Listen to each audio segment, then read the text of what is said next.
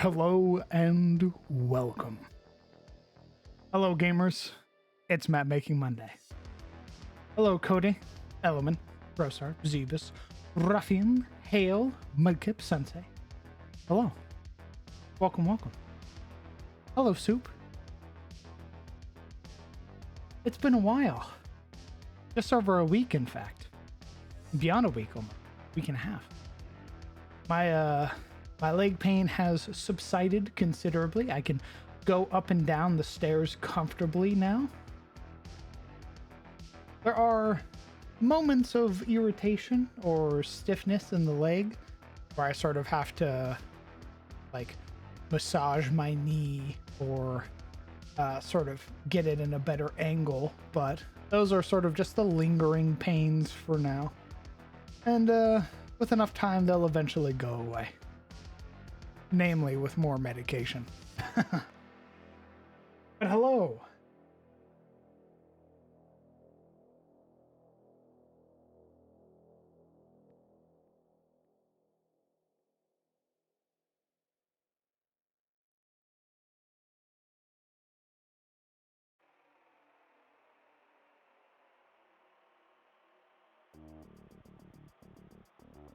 I'm also glad I'm feeling better, brother. I felt like shit for a long while, and I was really sad that I couldn't stream and hang out with you guys. So I'm glad to be back. Okay. This. Okay. I should be able to.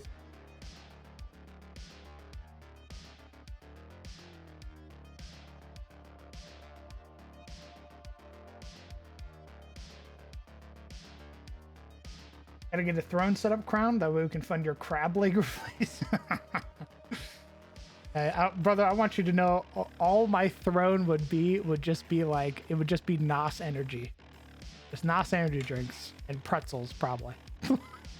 That's all my throne would be. All right. So this is the side layer that I was working on. I wanted to make this a bonus map for all the patrons because we released the 2 chalk mines. So I took this little area here. This area is probably like a 15 by 10. And I wanted it so your players could dive in. And if they dived in, they would find this other chamber waiting for them. So they come in here, and then they pop out here in the water, and they'll have to swim to one of these nearby platforms and fight whatever creatures in here. You can see where the waves are sort of listing upwards onto the rock, these sort of shelf-like islands. It took me a while to sort of blend that water and sort of gravel-like look. Hopefully it looks good. Hello, Seth. Hello, Tatsuya.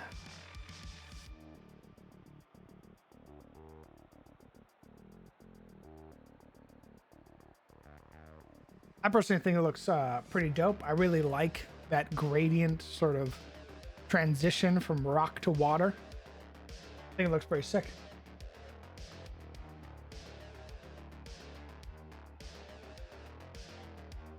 EPO, my man. Thank you very much for 28 months. Dear God, the beginning of time. I appreciate you, brother. Thanks for sticking around for so goddamn long. Your support means a lot. It's all done. All right, so I've also sort of changed up how I usually do the cliffs here. I've tried to make it a more defined piece by sort of angling and layering the edges here. So like this is like 6 or 7 pieces right here, sort of twisted and turned to an angle to give it this one continuous sort of edge appearance. So you can see where it sort of follows along this edge. What I'm going to do is I'm going to be putting another layer underneath it. So that way it sort of fills in these little black gaps. And then we're going to be putting another layer on top to represent a third layer of height difference. And hopefully that looks good.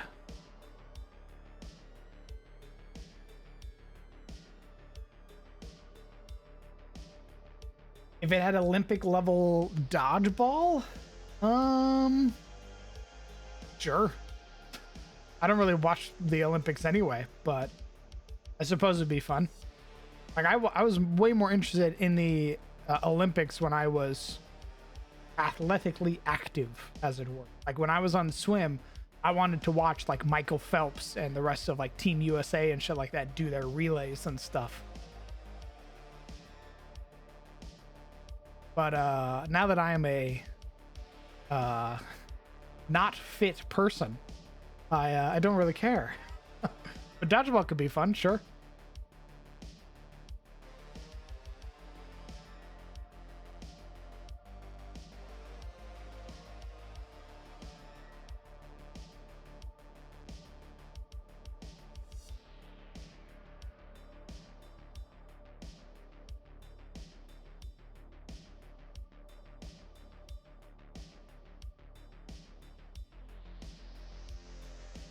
Olympic D&D. Maybe. It has become popular enough. Although I don't really know what you would measure in terms of like goals and athletic achievements for D&D. Maybe who can rules lawyer the longest. He lives. Howdy, gamer.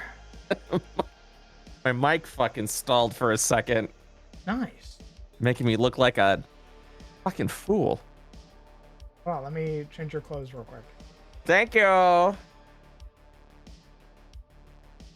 I'm not a turtle. Beard check, very well.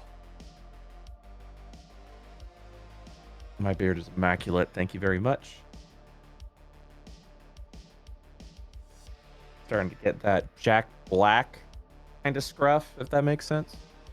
That guy has like a full-on beard, brother. What are you talking about? Yeah. Scruff? Well, the scruffy part of his beard with the white, you know? Oh, gotcha. Where it's not all white. Hey, it's got like a streak of white in it. Yeah, I'm starting to get a little bit of that. Hmm. What can I say? Except we're all dying, you know? And Hell of a takeaway, brother. Hell of a takeaway. I don't know what to tell you, but we're all not gonna live forever. I've made peace with my God. Make peace with your God now. While you still got a chance. Not alone and decrepit in some nursing home because your kids abandoned you in there. Just my goodness. Just waiting to collect on your inheritance. Sweet Jesus. That inheritance you worked so goddamn hard on. Yeah, and I realized I said hard on. That's not what I meant. I meant, you know what I mean. It was hard. Yeah, man. No, I know what you meant. I didn't take it. Okay, cool, dude. Cool, dude. I gotta say it now because usually there will always be a hard on, and then they do the little kappa face. Like, shut up. What you up to, gamer? Not much, man. How was your vacation? Short. Ooh, the longing. Yeah, because I finally was vibing like halfway through the last day. I was finally in vacation. Finally comfortable. Ah, It was God, I love my like- vacation, and then your alarm goes off, and you're like, "Wait, We're to murder. I'm not Yeah, done." I'm like, I guess I gotta go back home.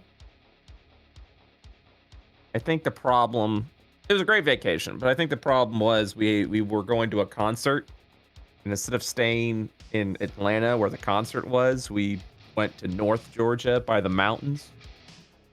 And that was like, you know, about a 2.5 hour trip from there to Atlanta where the concert was. But I was like, I ain't staying in fucking Atlanta. Not saying wrong with it, but I mean, like, I want to get I've been to away Atlanta. from Atlanta fucking sucks. Atlanta doesn't suck that It's bad. I lived on almost every state in the East Coast. Uh-huh. That sort of like southern bend there. Florida, Georgia, North, South Carolina, fucking Virginia, Kentucky, all of them. All of them suck. Hey, now, wait a minute. Hold up now. You talking my hometown. What are you doing, man? Florida sucked the worst. What the fuck? Why are you coming I swinging hated it. at me? I hated the humidity. It was gross. Okay, that's fair enough. The humidity does suck. That's fair. There's some If well, you live in Jacksonville, North Carolina, please, dear God, move. I'm begging you. Be a better person. Jacksonville, North Yeah, Carolina. that's where Joint Base, Oh, okay. Camp Lejeune. Jesus, I forgot it there for a second. Camp Lejeune is located in Jacksonville, North Carolina. Fucking awful. Yeah, man. It's cool. You're from North Whatever. Carolina. You don't know how to drive. Oh my god. This guy doesn't stream for 1 week and then he's like, that's it. It's time. It's time for it all to fucking go down. Come here. Let's talk for a second. I've Listen. come back very opinionated. Yeah. Hey, what's up? Florida is at times not great, but there are spots. It also depends on where in Florida you stayed, right? I feel like if you were in like oh god, yeah. it was like on the outskirts of forget the big city. We're like the Big heart of city. NASCAR. Wait, what? Really? Yeah, I stayed there with my stepdad's family. Outskirts? Which outskirts? Wherever the big fucking NASCAR place is at. Oh man, don't say that. Don't say that, man. What do you mean? No. Talking about Daytona? Daytona. Oh, don't say that. Okay, to be fair, Daytona does kind of suck. But you said outskirts, right? Like is there a specific outskirt? I just remember it- it being like, Was it in Daytona? no, it was a little drive away from Daytona. Okay. South or north? I remember we had to go further in state, so I think we were north. Okay, so west. I was also Yeah. 12 at the time. Okay, then you don't know shit. What are you talking about? Listen, man, I just remember coming back and being burnt to shit and being Yeah. bit to shit. Yeah, man. Wear sunscreen. What do you want? I also remember, man, I mean, this is everywhere, but I remember it the most in Florida and North Carolina. I remember getting out of the shower Uh-huh. and being like, ooh, nice and refreshed. And then I step outside and I'm Never. sweating. And I'm like, That's how?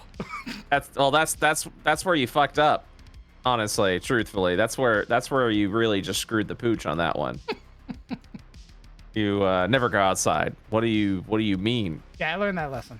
What do you mean outside? What's outside? I learned that in North Carolina a lot. Oh my God. Don't go outside. I remember the fucking AC breaking in the barracks So, for like a week. all right. In the So middle of summer. And if you just to add up, because I'm in the Daytona area. oh, You asshole. But what I'm saying is, I give it a 0 out of 10. Come on, man. Or did you go to the beach at all? Did you like Yeah. the beach? Did you like? I do remember Well- the beach being very pretty back then. There it is. Okay, yeah. That's what I'm talking about. So it's not all that bad. Pretty beach. Yeah. Mostly because the only thing I had experienced at that point was lakes in Arizona. So I was like, Yeah, oh yeah, my yeah. God. But I also got burned to shit. So Yeah. You didn't wear sunscreen. What the fuck, dude? Right, just not gonna wear sunscreen to the beach. That's on you, man. I don't know what to tell you. but my mom, I don't know what you want from me.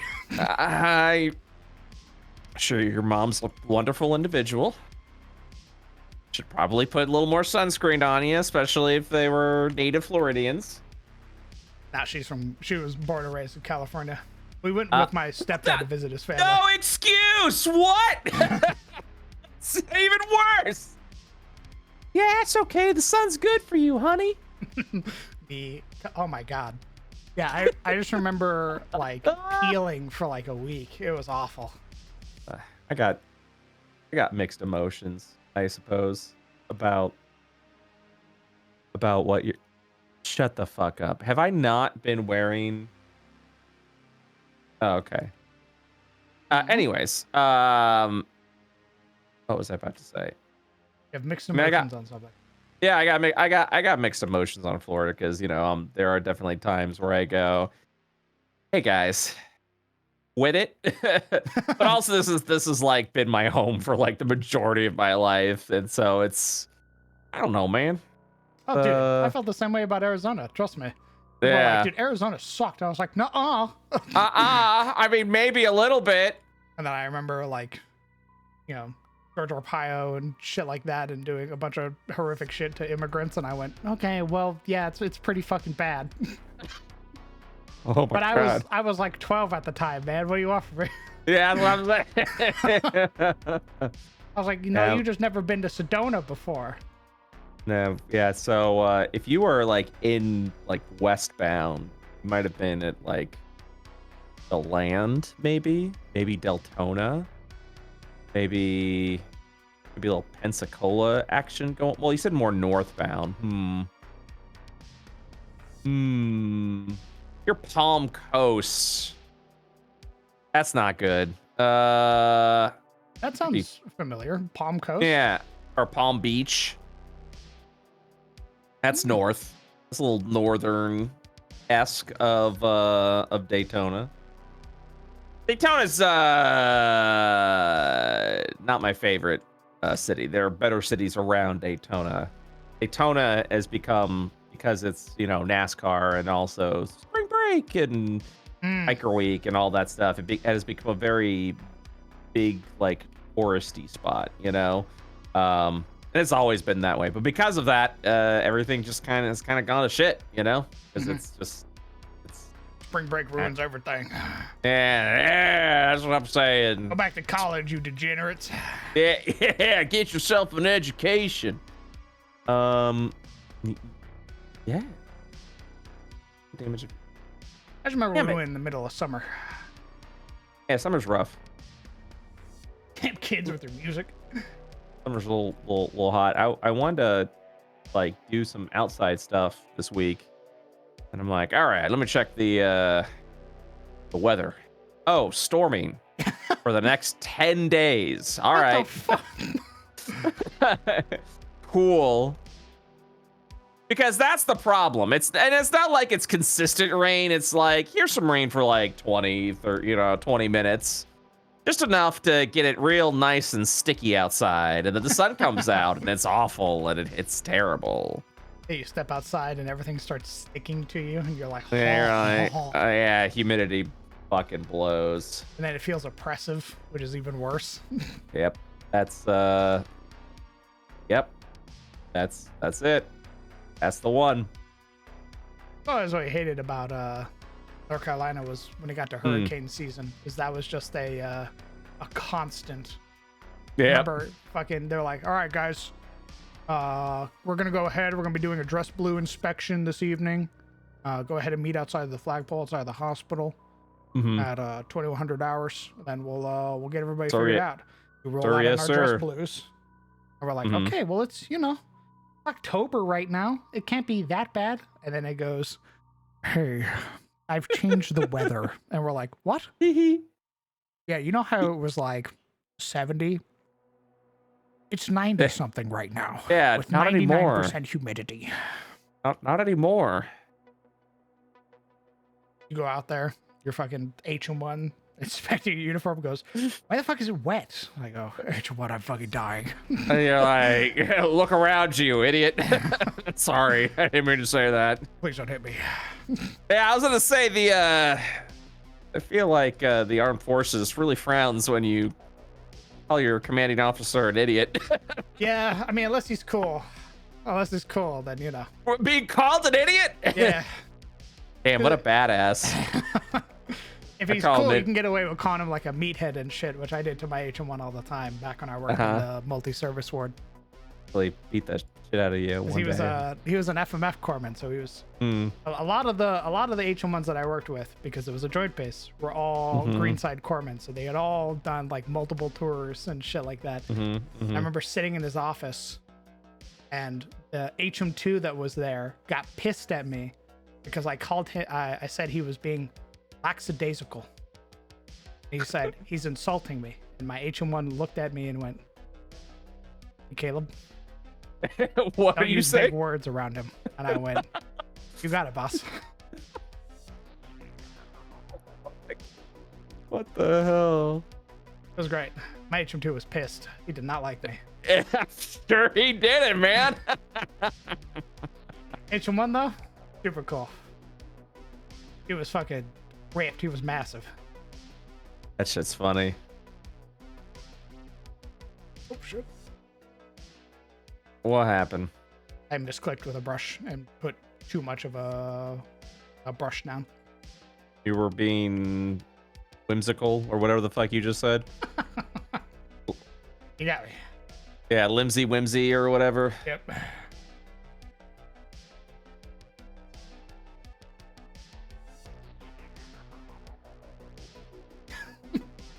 This also says Pensacola sucks ass. I mean, I don't know much about. Look, if anything, northern Florida, it pretty much is just, for the most part, 80% of it god awful. If you're going to the Panhandle, fuck, forget about it. What the fuck is the Panhandle? That's the little thin part of Florida Ah. on the top. Ah. Yeah, Neat. you're in God's country now. Uh-oh. Exactly. That's exactly it. Arcane Ward. Magic? Or with that? No, it's just a little shield. Oh, absorbs 165 arcane damage. Oh, that's stupid. I hate it. I was like, ooh, arcane shield. It's like a mage version of a priest shield. That's kind of fun. And I read a little more. I went, well, that's not it at all. That just is That's a lie. for a very specific thing. Unlearn. Teach me a new spell. Healing Stream Totem. Okay. I'm okay with that. Bro, my character that I rolled for in my legal server is I sent you a picture. It's I was like, I want to be a Forsaken Paladin, god damn it. Looks dope. Yeah. So, that's also really cool. It's like, as you unlock every time you sell an item, it unlocks if you sell an item, wear an item, disenchant an item, it adds it to your vanity. God, yeah. I know. It was like, just do that. Fuck. So, and then you can literally access your vanity at any time. And as long as you have the item, or your wardrobe at any time, and as long as you have the item, you're good to go. That's hot. Mm-hmm. So yeah, it's good. All right, chatters. What do we think so far?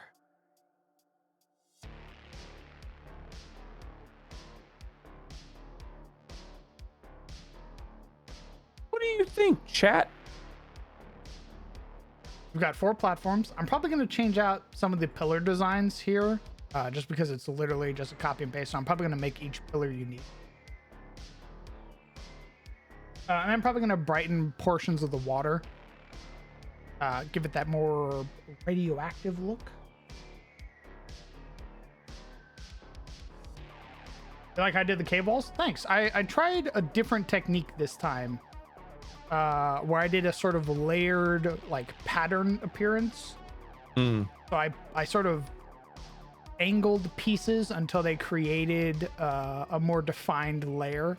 And then I had a layer on top and then a layer on bottom. So that way it's 3 layers instead of this weird sort of like multi-mesh that I had in my other map. So yeah, my current build is Crusader Strike, Shield of Righteousness, and Consecration. And the game is like, all right, here are the abilities we're gonna give you. And Righteous Fury, which is awesome. I leveled up. They were like, here's a aura protection or devotion aura, excuse me. And I went, oh, awesome. Yeah, I'll take that. And now I have a Thunderclap. Oh. I have the Healing Stream Totem, which is awesome. I've got Shield Block, which works with Righteous Fury. I've got Thorns. Thought that was interesting. And now I've got Frostbrand weapon, the Shaman ability. So that's just I'm just I'm just a silly little guy. Blessed by the elements and the light. Yeah. Everything Thrall wishes he could be. Yeah. Yeah. Dude. Fucking Thrall, man, am I right? Really fucked that up, didn't he? Everything. What a dork. Could have had it all.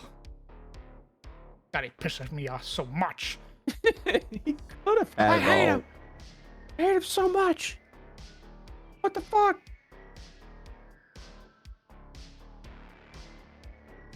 I leave.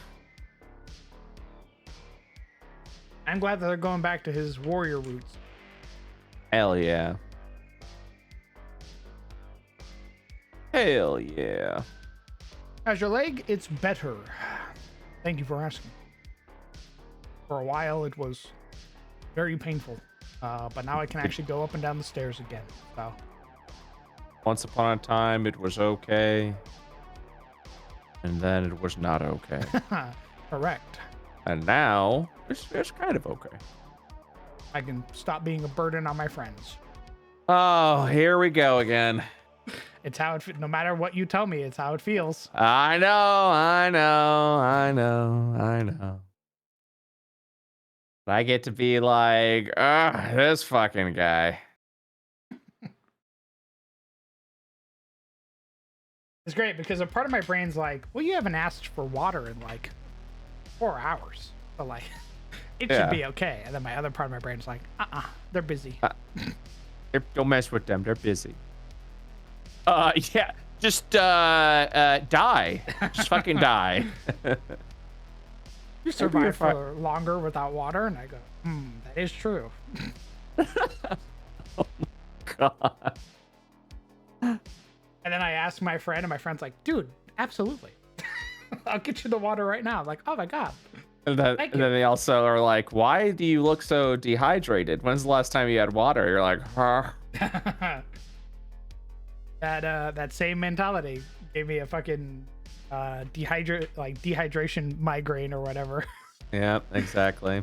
Clasp fingers together. Are we not taking care of ourselves? I mean, I am now. But while I was injured, I felt like I was imposing on people, so I didn't ask them for help. Much to the detriment of my body. If we lived closer together, I would beat you. Yeah, that'll help his leg. Just beating the shit out of it. No. I wouldn't like hobble him misery style. You need to understand. I make sure it wouldn't be his legs. Don't need all your fingers to walk. I need them for my cane. I was like, wait a minute, you exactly need. What do you mean? My cane has been so clutch. You cannot tell me you both hand a cane when walking. Sometimes when I fall. Are we making an argument about what is it okay to break someone's fingers? Yeah, we are. Interesting. I'm just giving him a hard time. Make sure you Fine. take care of yourself because I don't like hearing that you feel like, you're putting on people because you need help. We all need a little help sometimes. And we're your friends. If we can get stuff for you, we'll get stuff for you. It's easier said than done. My body doesn't, my brain doesn't agree with that. As somebody who has her brain telling her stuff that's not true all the time, thank you, anxiety and depression. You just have to keep arguing with yourself. I could try the handstand, Dion. It'll work for maybe half a second, and then I crumple in on myself. Hey, Crown. What's up, gamer? I'm busy. Get your. Sorry. No, Had to be a stinker. no, it's all right, man. I'm sorry. My apologies for asking. I should have thought about that. You didn't ask me. You didn't ask me whatsoever. I've just. Oh, I did. No, you looked at me and went. Man, I'm kind of thirsty, and I went. You're like, what? You're like, I'm not getting you your fucking water. Oh, Oh, okay. sick. All right. You just wither away Thanks right for letting there. me know. I understand what the military has indoctrinated into you, but as a mother, please take care of yourself. I really do enjoy your company and would like to pass away before you. Jesus. Oh, Mark. What if we just got you like a really big straw? Go on. And is there a toilet that's not used in your house? No, all of them are used. Damn. All right. Ooh. A really big hose. I'll drink from. I mean, I drank from a hose as a kid. Surely I can drink from one as an adult and have no repercussions. With a slow drip. You know what I mean? Just the slowest. Yeah. Next windfall, buy crowned mini fridge for bottled water. I have a mini fridge. Momo bought me a mini fridge for my birthday. Good. Then I'll just get you a water tank. That'd be great. Momo also was considering giving me her Sorry. her water cooler. Momo also got me a water tank. All right. A fucking car then. Momo got me a car too. I signed you up. No idea how fucking Brother, fine. I'm going to sign you up for a trial so you can get a bionic leg. Oh hell yeah! Finally, my transhumanism adventure begins now. Now we're talking.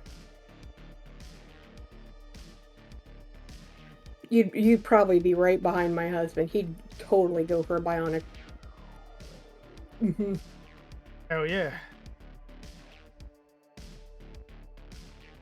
What the fuck? What the heck? Zebus. Kill that man. Oh my god. Wait, hold up. Wait a second.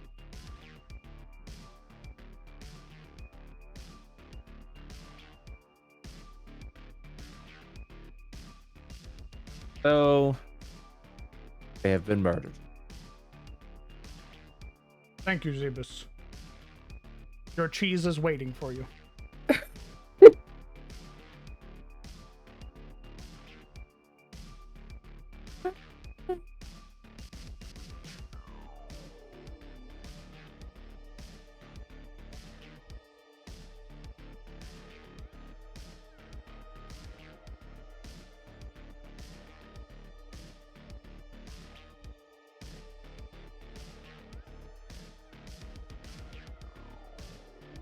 They have those kind of bots now?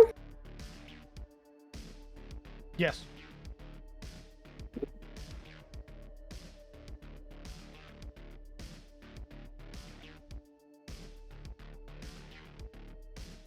There's like malicious bot raids and shit like that that happen on Twitch. It's wild.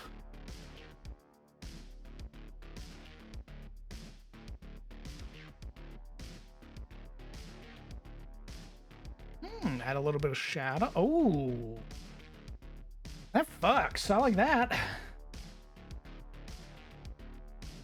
do we think with the shadow, chat? Oh, that's the first time you've seen like a porn bot in Twitch? Me? Yeah.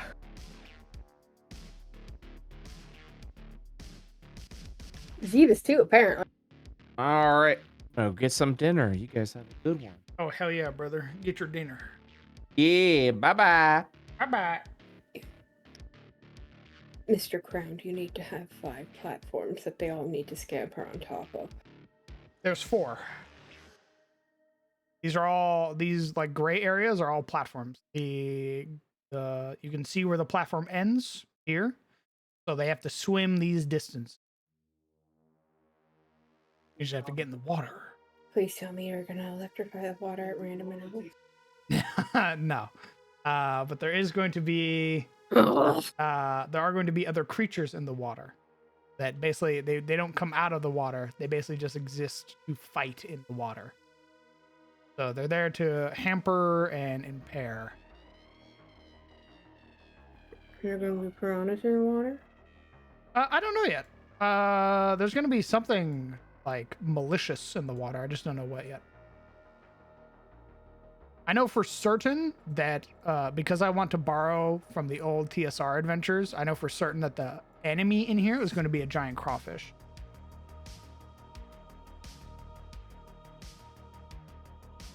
I think the walls getting shadows towards the top could give some depth. Oh, interesting. Let me grab the pathing tool.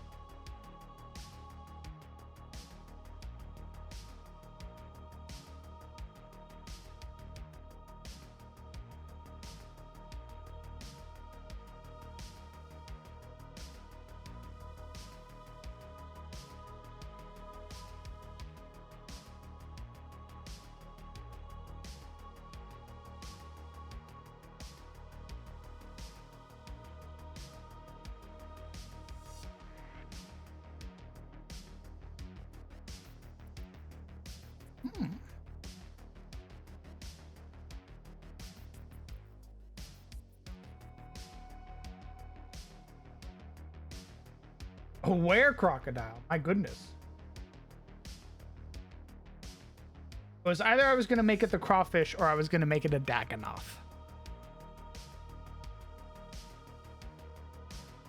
Have it be the party's first interaction with a Dagannoth.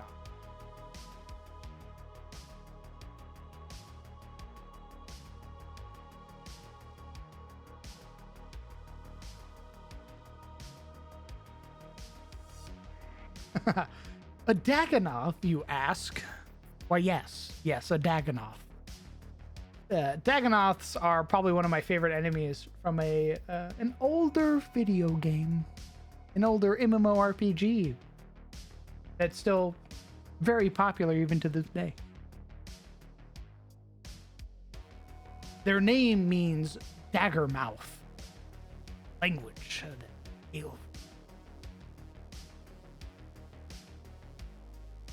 There from RuneScape. Did you see that video I sent you of RuneScape?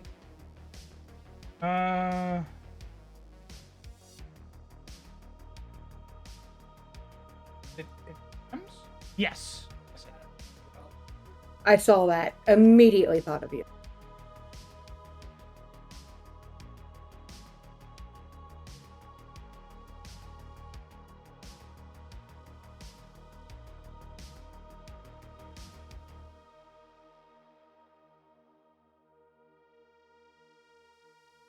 I wonder if I can grab these top layer ones. Also add some. What do you think of my boss idea?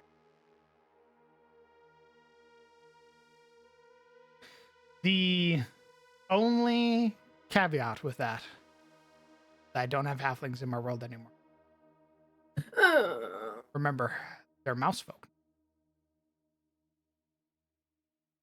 Then make it a mouse folk. All right, I've added some shadows to the upper areas here. What do we think now?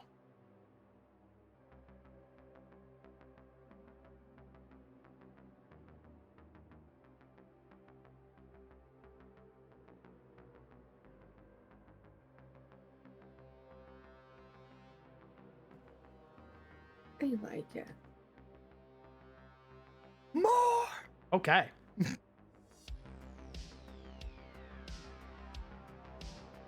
I can add some more shadows. And I'm sorry for the traumatizing mom voice when I came in. I couldn't help it. I had the concern.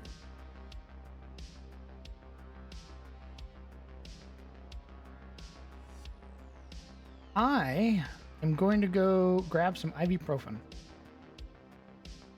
Take that from my leg real quick. One moment. Get that vitamin M.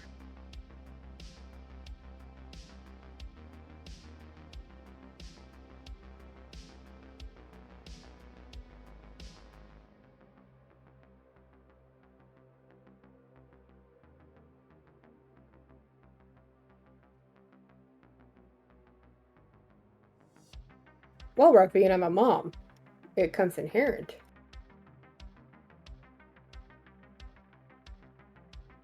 I have one full grown, one teen, and one still in primary.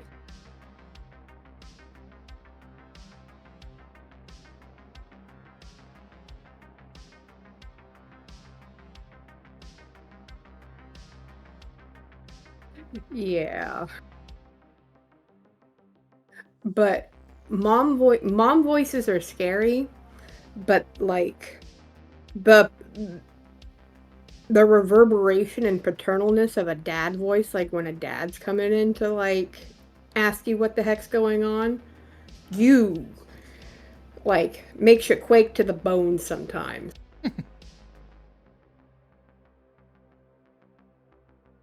Because dads usually don't talk unless something's up.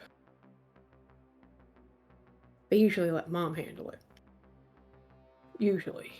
At least that's how Tom does it with me. Which I don't understand. He's the nicer one of the two of us, you know? Discipline.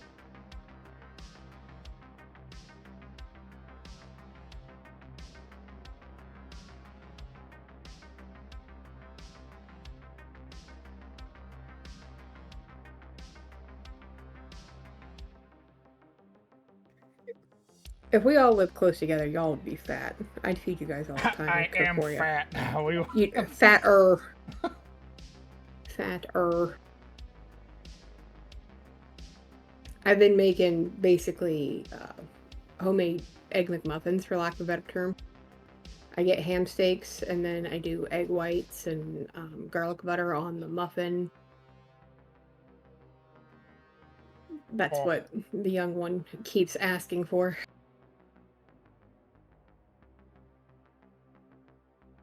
And then I did tortellini for Atomic yesterday.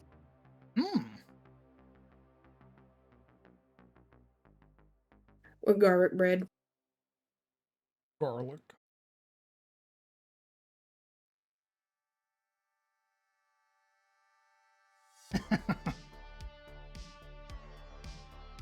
Okay, I've added more shadows to the various layers. I think it looks much better now. Definitely more defined sort of edges.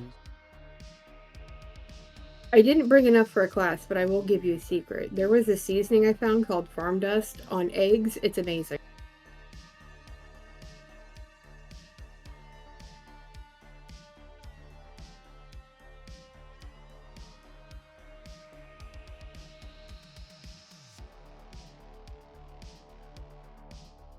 I'm now going to be adding debris to the water, like various little pools of junk.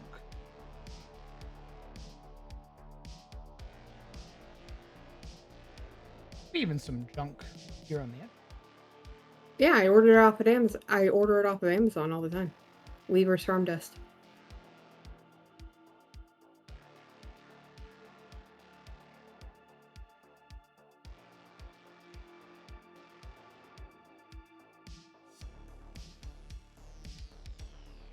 I did.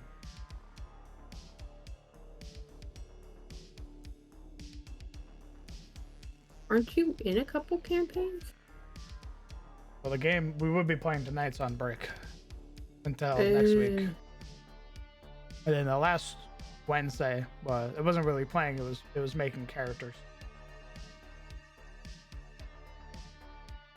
And I made my sad boy for that game.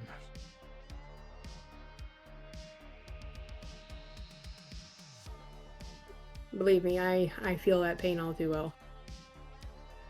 I thought Atomic was running some stuff. No, because one of the people who was going to play, had twins, so that got put on hold. That's two more kids.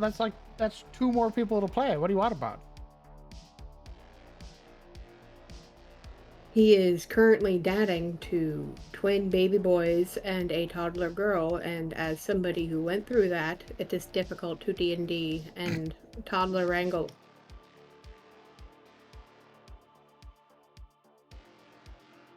Because we used to play on Sundays, like when my girls were little, and he was DMing, so I had to do all the toddler wrangling. Like, me being able to, like, actually play uninterrupted didn't really start until I started playing with you. Because my kids were past the point of lack of self-preservation from being a toddler, so I was able to do more.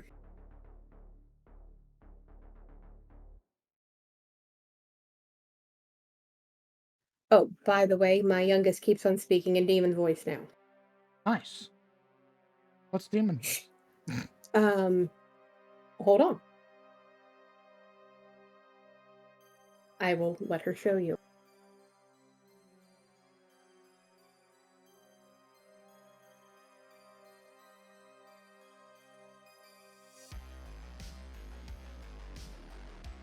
What do we think of this floating pile of dippers? I like the debris. Does it look believable? Yes, it very believable. And here's the demon voice.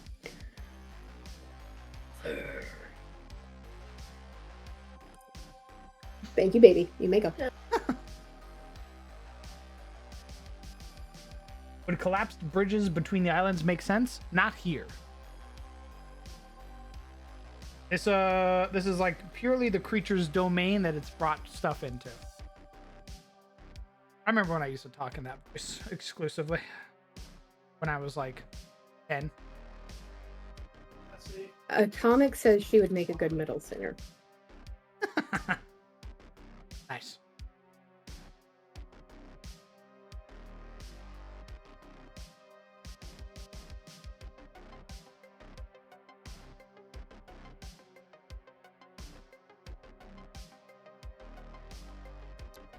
And for stream reference, yes, that's the one that threatened to put my husband in a nursing home.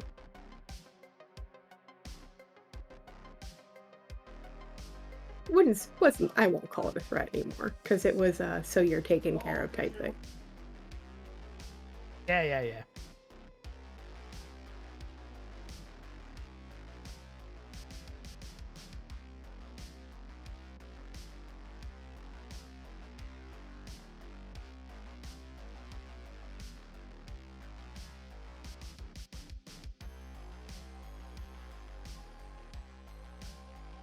League of Legends released a new game mode that's just essentially Vampire Survivor, and I'm addicted.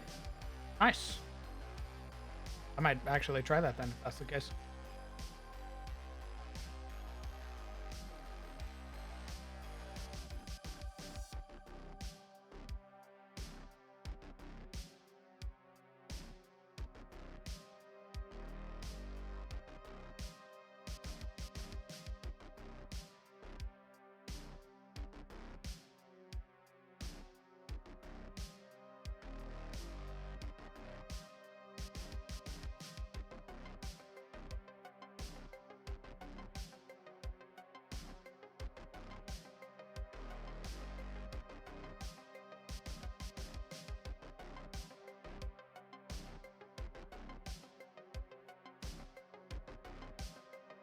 Oh, why does this one look so much more believable? That one looks more submerged. It still looks believable though.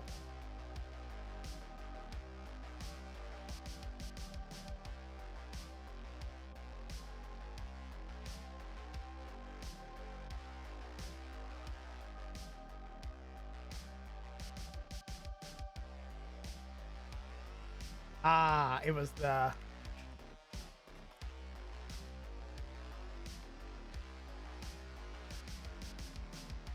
no real consistency. Understood.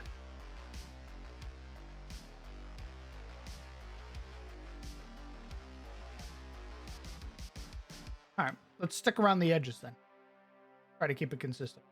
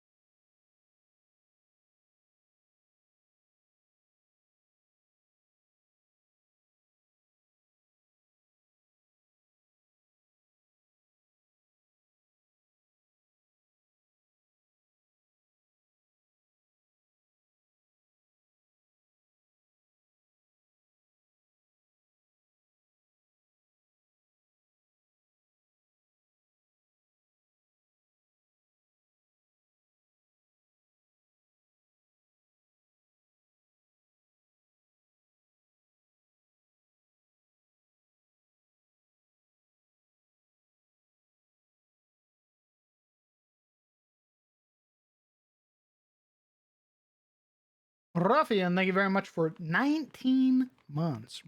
Incredibly kind of you. Thank you very much, my man. Thanks for sticking around for so goddamn long.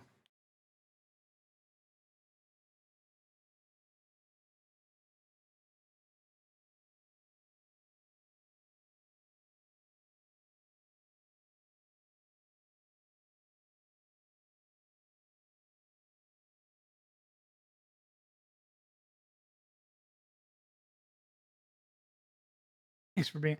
I appreciate that, brother. That means a lot.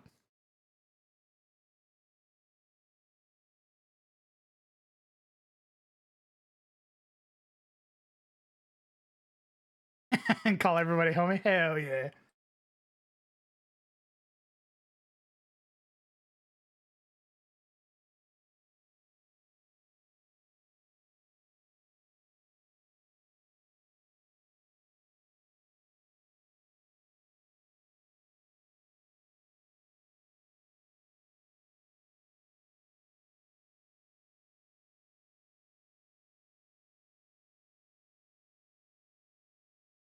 All right. What do we think of this now?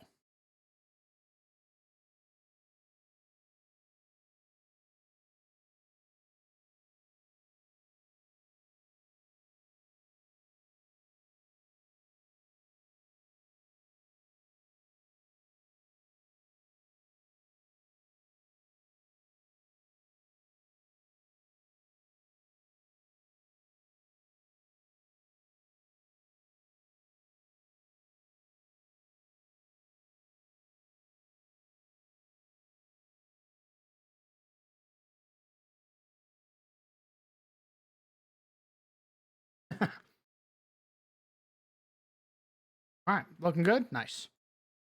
No beastie hiding in there yet. We're just creating little debris piles and sort of placing them throughout the water. This is meant to be like a creature's nest or a lair.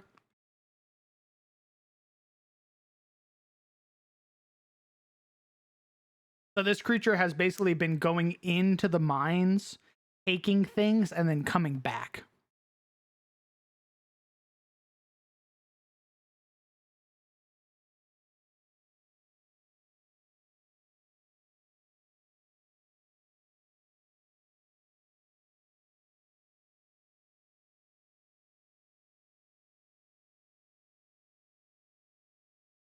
Good point, Shadow. Yeah.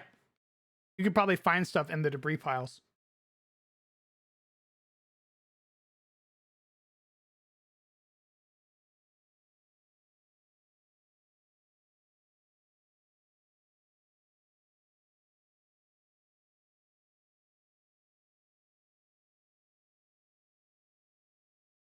I can probably add to it. Um, Probably by adding like a broken barrel or like a crate into it. Make each one a little bit more unique, maybe.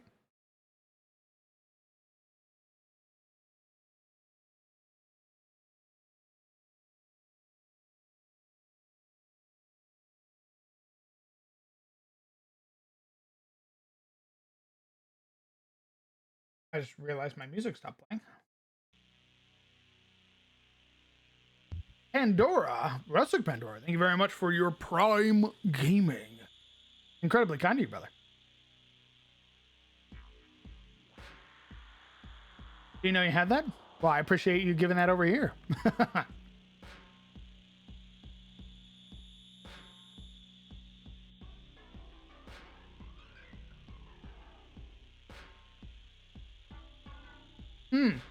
Maybe not a skeletal hand, but we can put more skeletons and shit in the water.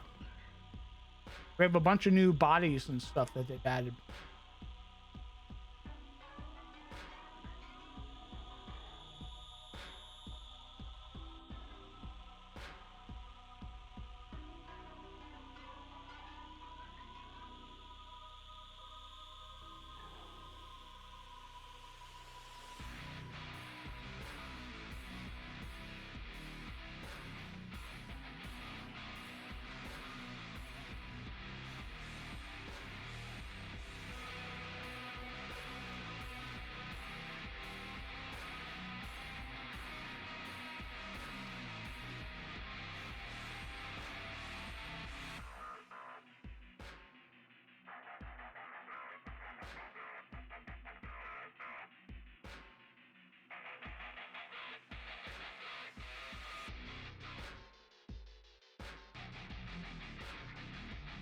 I don't think a boat would be able to go in here.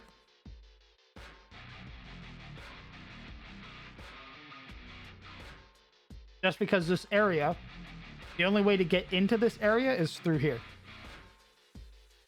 So you have to navigate the mines, go to this pool, and then go, DM, I'm diving into the pool. And then that's when I pull up this map here.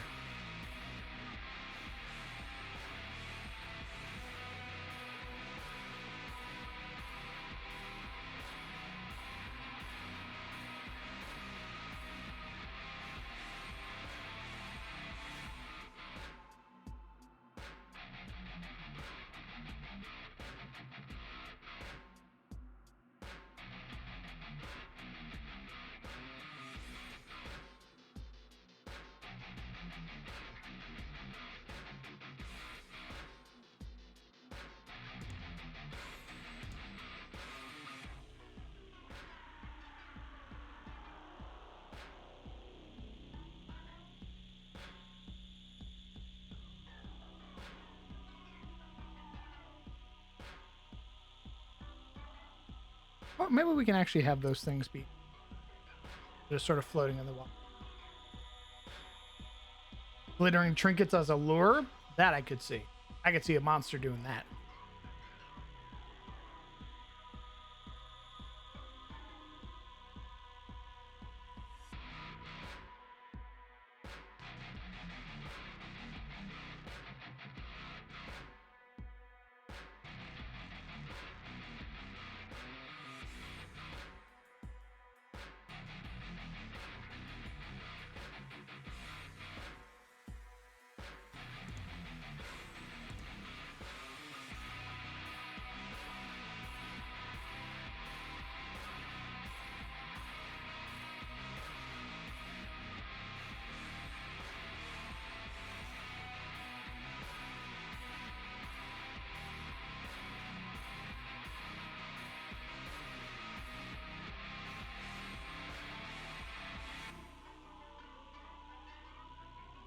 Have a natural or other light source? Oh, that's a good question. We could probably come up with some, I'll probably end up using a light source similar to, like, this. Where there's, like, crystallized sort of light sources in the wall. Or the water could have glowing algae, you know, things like that.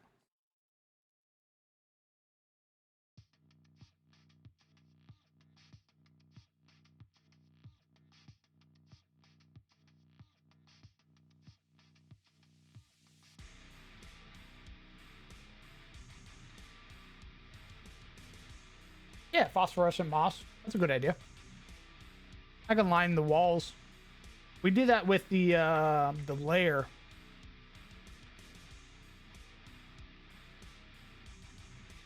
I also really liked how I did the moss here on the walls. So I'll probably replicate that a little bit. Can we fish in the death cave? Yeah. If the players have like the fishing skills and stuff, 100%.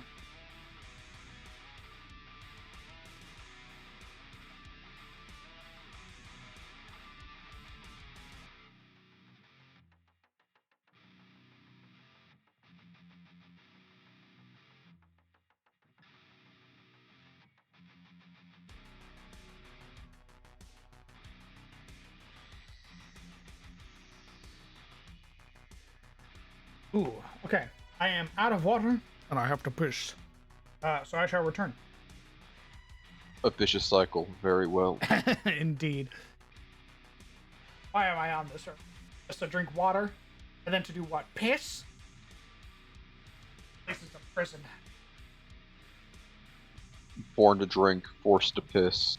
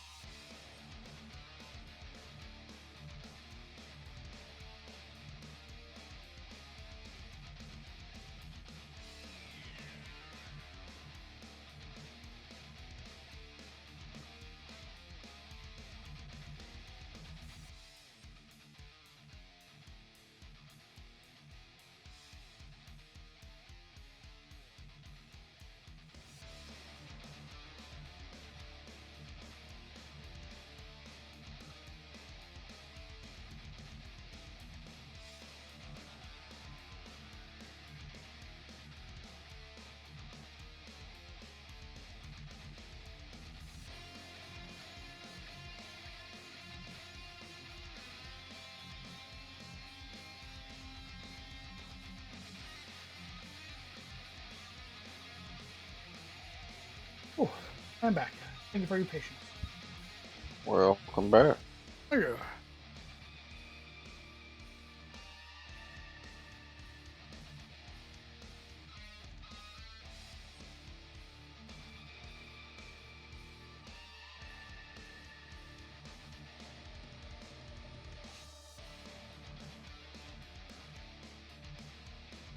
Bilbo, thank you very much for a whole year, my man. Incredibly kind of you. Thanks for sticking around for so goddamn long. I appreciate you.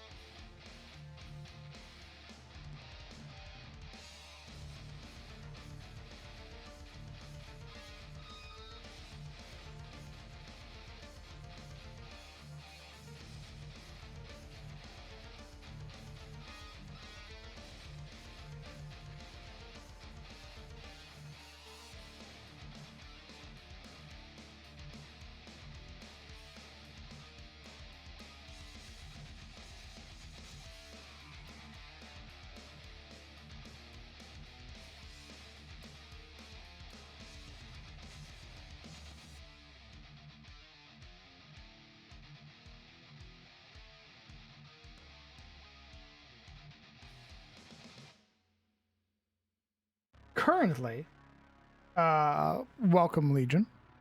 Currently, my plan is to use the giant crawfish from the old TSR adventure, the Temple of Elemental Evil. Let me pull it up real.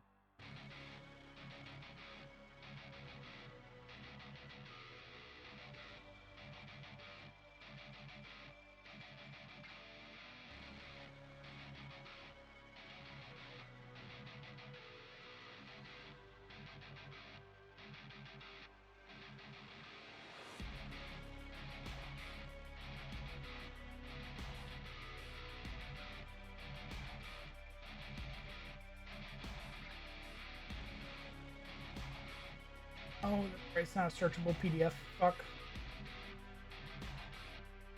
Hold on.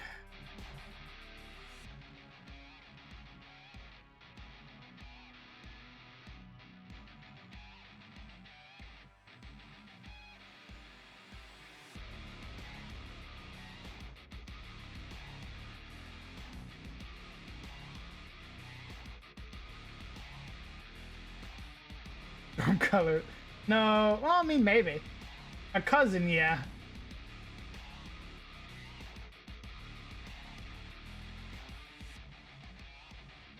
Crab cakes out of this guy, maybe? 100%. I mean, they can make crab cakes out of the storm scuttlers. I could definitely see it.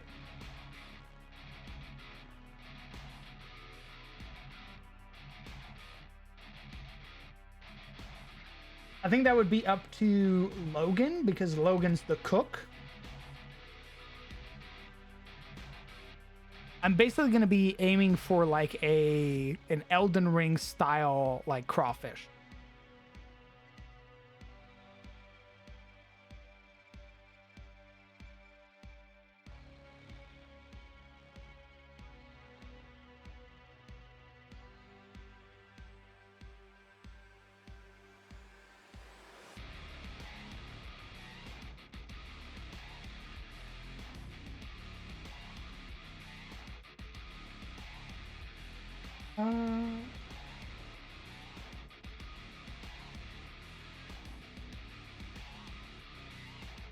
Ogre, traveling.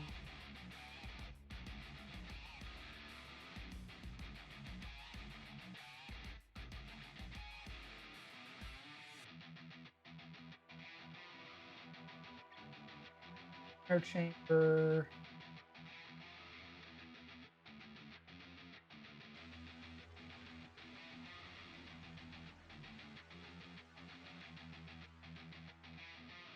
Torture chamber. Trolls, ogres, ochre jelly. Sorry guys, I'm still looking for the little part of the Temple of Elemental Evil that has the giant crawfish.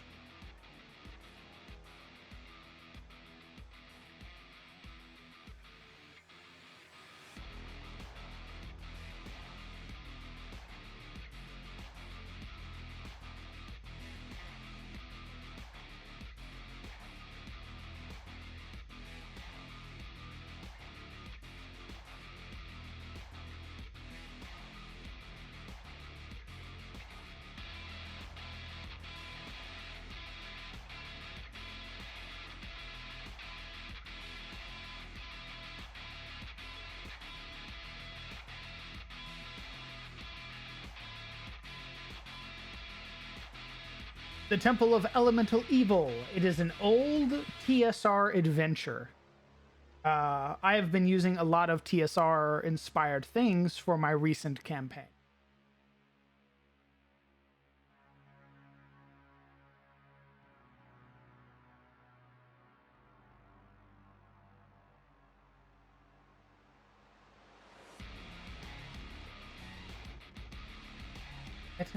Giant. Show me the giant crawfish. I know it's here. Saw it with my own eyes.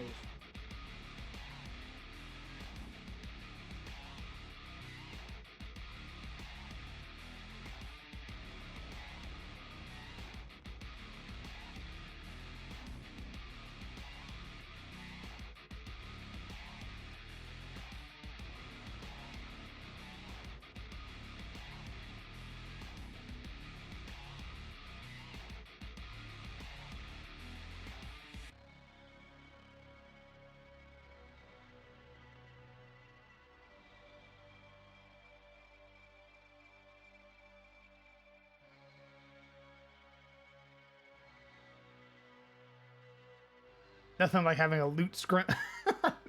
True. I wanted to make those. I forgot I made a custom icon, a status effect for like loot creatures. That's like their whole purpose on the battlefield is just to run away. And if the party kills it, they get like double the loot of like what all the creatures had on them. So like if a creature had 15 silver, they get 30 silver type deal.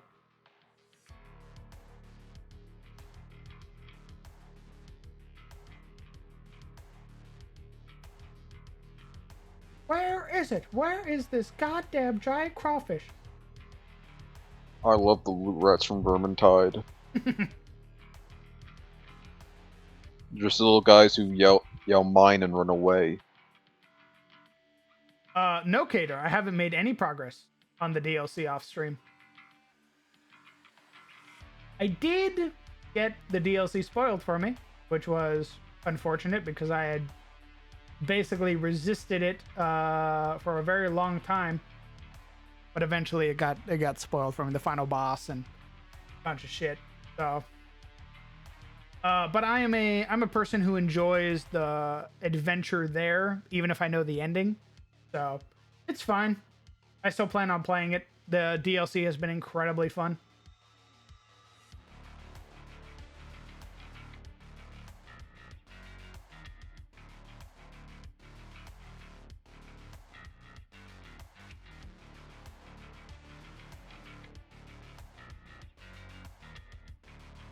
It was a Twitter post and a YouTube short.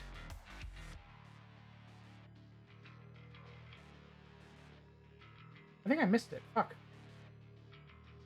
God damn it.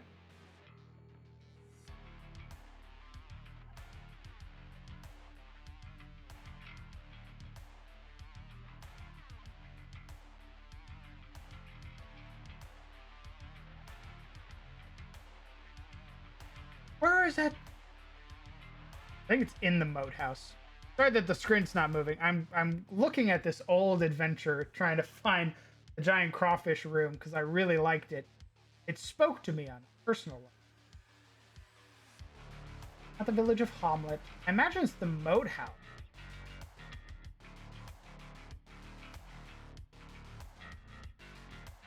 Parlor, lock storage.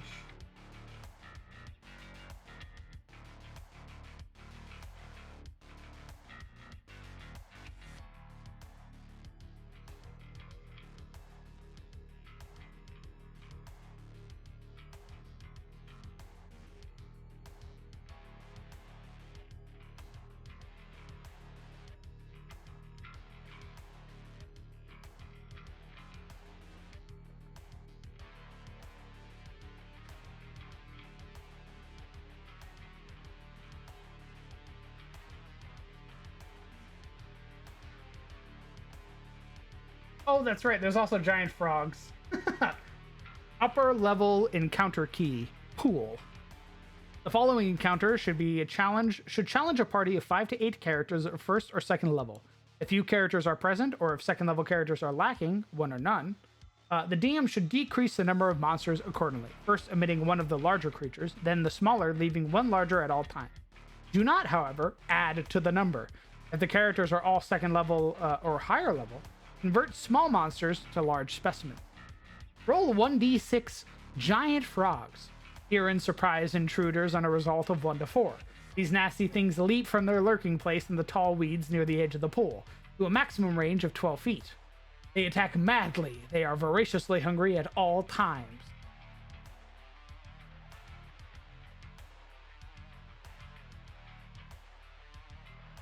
A victim weighing more than the frog is dragged in at half speed, gaining a second attempt to hit the tongue. Each of the small frog weighs about 100 pounds, each of the larger 200. For added fun, each frog can swallow an elf, halfling, or small human if its to hit roll is 20.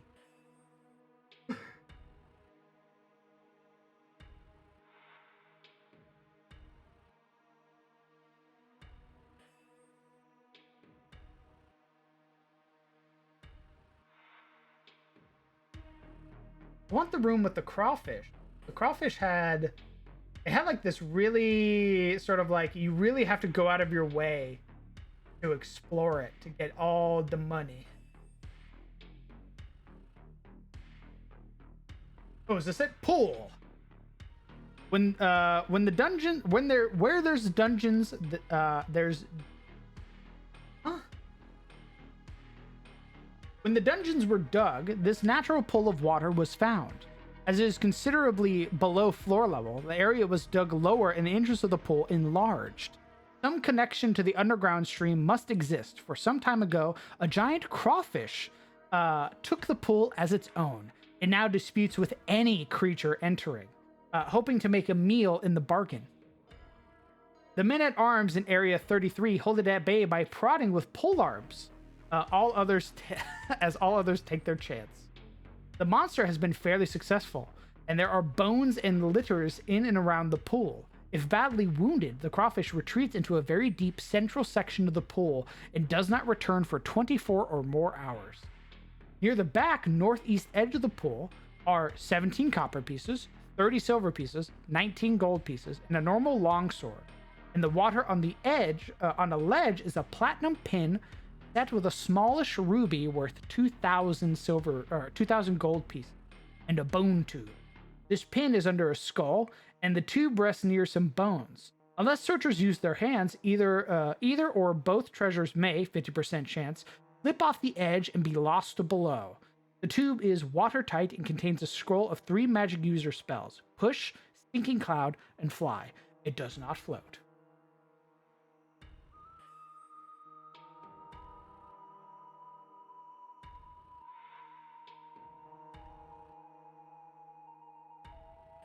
That's what we're putting in here. Big old crawfish who's basically been like, this is my home.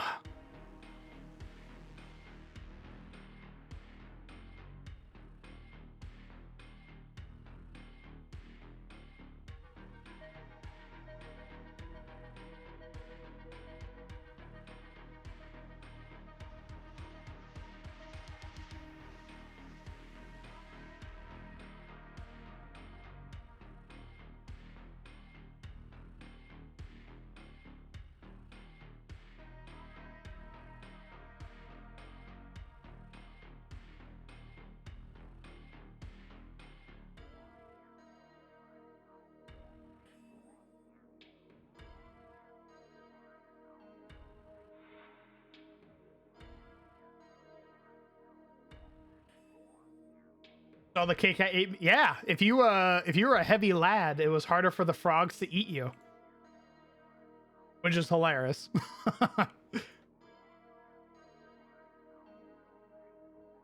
No But if you were comment. oh, go on. No comment on being eaten by frogs. If you were a halfling or an elf or whatever, you just got ate. You didn't get a chance.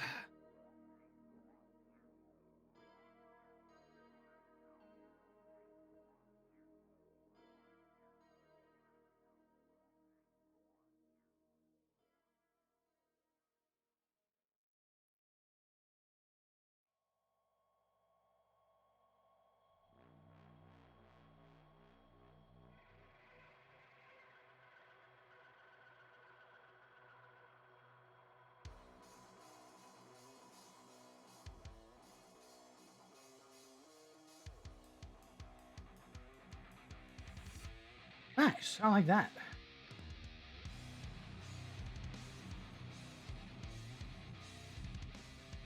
Right. We added some debris to the water. We added like 3 or 4 of these little pools. I'll probably add one more back over here. Ba-ba. Around.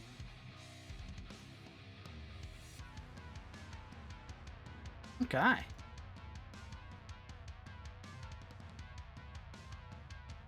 Save that, and then tell me what you guys think.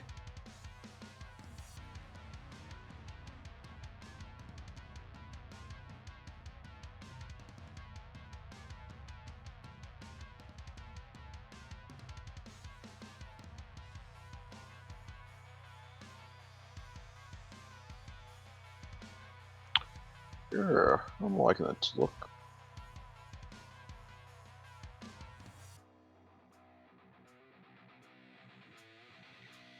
This is basically going to be a bonus map for the patrons. I was really inspired by the little pool. The initial 2 maps are already up, so I was like, fuck it, I'll just make a bonus map this month. How generous.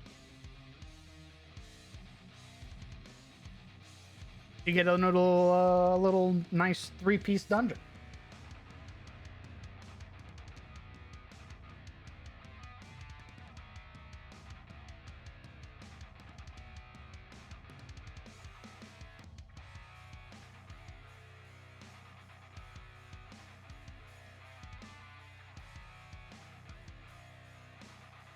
Looks fun? Hell yeah. My hope is that I can persuade my players to go in it.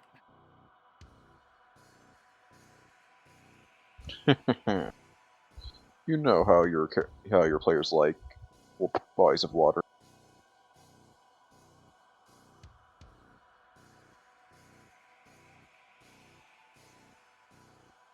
Suppose cooking the crawfish in the dungeon might. Ooh, yeah.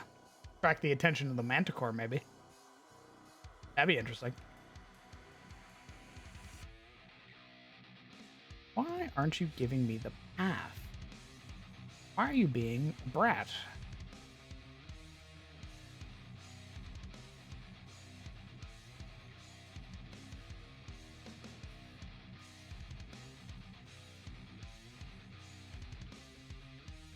How deep is the water? I haven't defined a depth yet. How deep do you think it should be?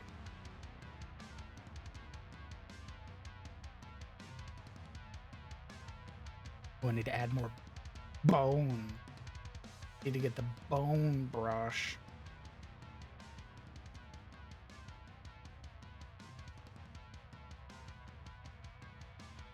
What I'm gonna do is I'm gonna save this, open up the other layer, take the bone brush from there, and then save it as a favorite because it already has a decent size. That way I don't have to guess. Or re-guess, rather.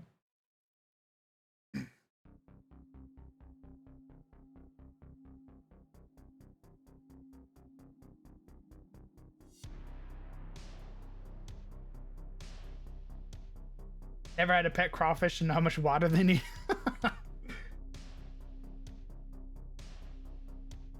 And the hell if I know.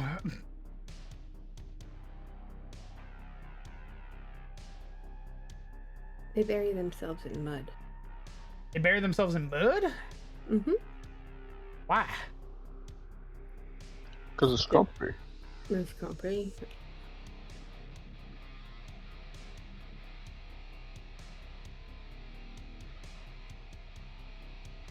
I had to guesstimate 20 foot. I could fuck with 20 feet. Mossback, thank you very much for 8 months. Incredibly kind of you, Mike. Been enjoying the campaign as a fun start of my week during work? Dude, hell yes. I'm glad you're enjoying it, man. The campaign has been incredibly fun to run. I have had a ton of fun running SOT. It has been like a breath of fresh air.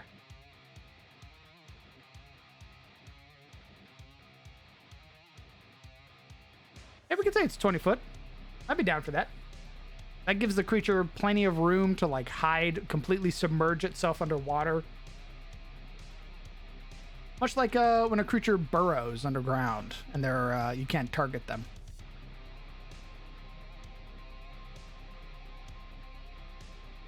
We're now going to take the bones. We're now going to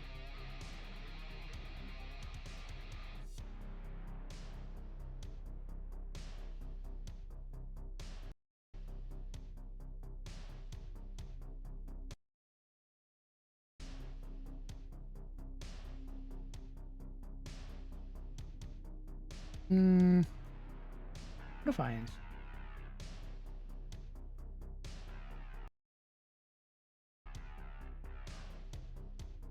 It's not really visible. I mean, it's visible if you really squint at it.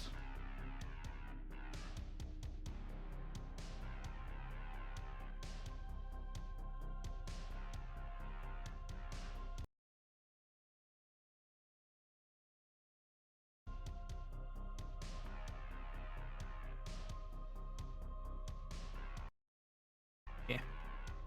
What if I just put some light sprinkle bones?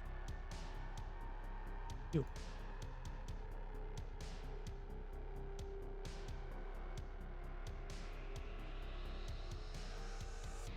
Interesting. Wiki says most don't tolerate polluted water, but they are a hardier species.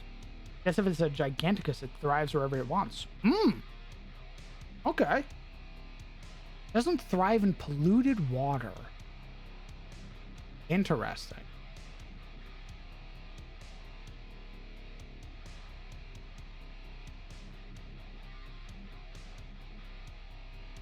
Oh, maybe the water's not polluted. There are fish that like their whole purpose is to like clean the water and shit, right? Maybe it has a bunch of those in the water with it. That's what the players could fish up.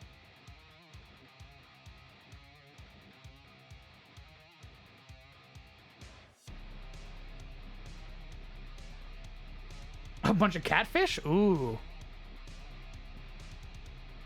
How dirty could the water be if it's out of the place and has a natural flow? I guess it wouldn't be too dirty.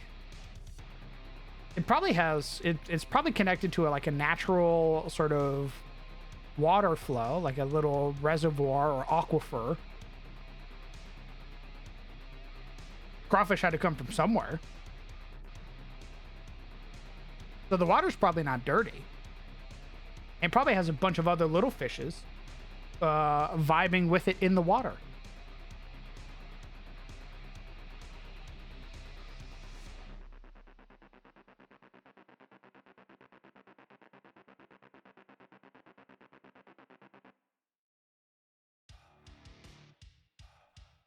Sardines?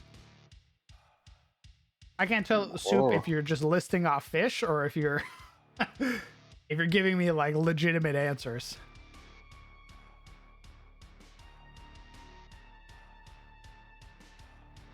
I'm gonna go over one more time with a ground brush. And then I'm gonna go over one more time with the water brush.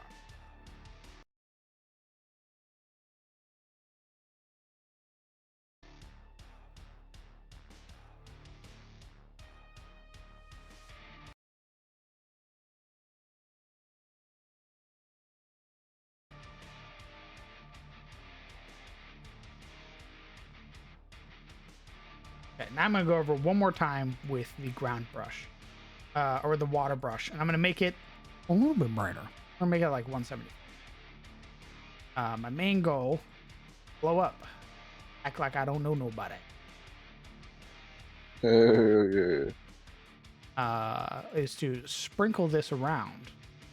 So that way we get little pockets of like very bright color, sort of contrasting it. I actually sort of follow the edges.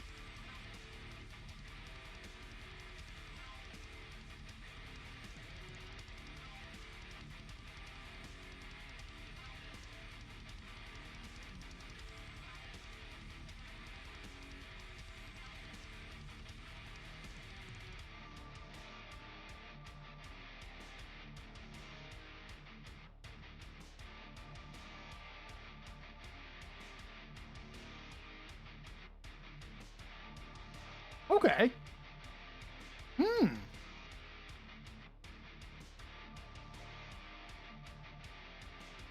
And sprinkle just a little bit more color sort of throughout these areas. Just a little, a smidge. We'll probably lower the opacity down to 0.2. Effects. Little sprinkle, little dashes, color.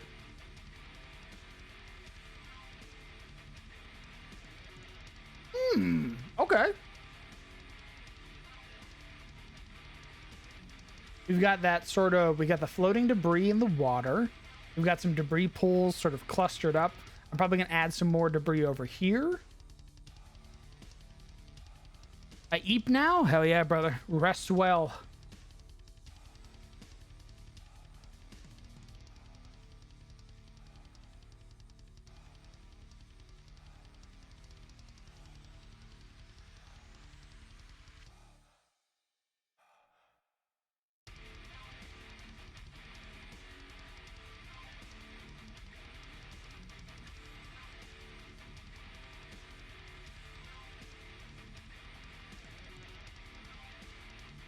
Never too much funfetti.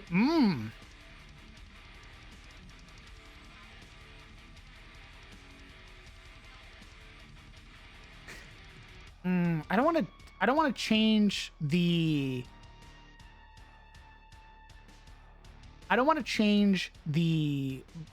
filters that I have, because with how they look now, you can very easily just be like, boom, this is part of the chalk mine. Everything's Gucci. But I feel like I should add something. Not sure what. Grease. Grease? Grease. Okay, we'll get in the water then. Very well. Oh, A source for where the water comes in? Do we want it to be... I was considering just leaving that sort of more ambiguous, but we could make it something more defined. You know what? I bet if we added the shit like this to the walls and stuff, it would make it pop out more. Because then it would have that yellow and green sort of color. Or maybe we make it green. Because this is exposed to the outside. This is build up from the opening in the sky, or in the ceiling for the Manticore's lair. If it's inside a cave system, maybe it's a different color.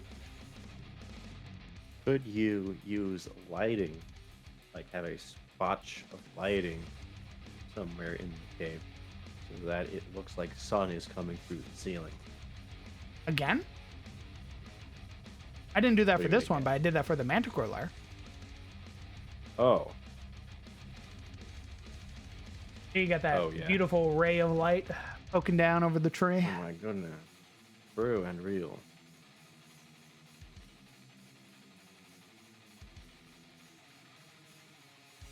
I mean, I'm down to do it again. I like doing it, but I didn't want to do it twice in a dungeon. Oh, reliable. I mean, it'd be an easy enough way to guess where the water came from. And explains why it's still water and not like moving. Well, it's moving. Oh, well then. Oh, fuck me, I guess.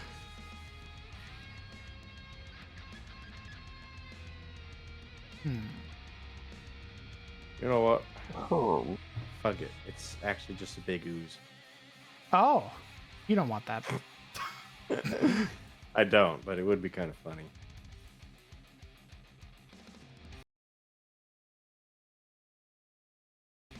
You're psychotic. I yeah.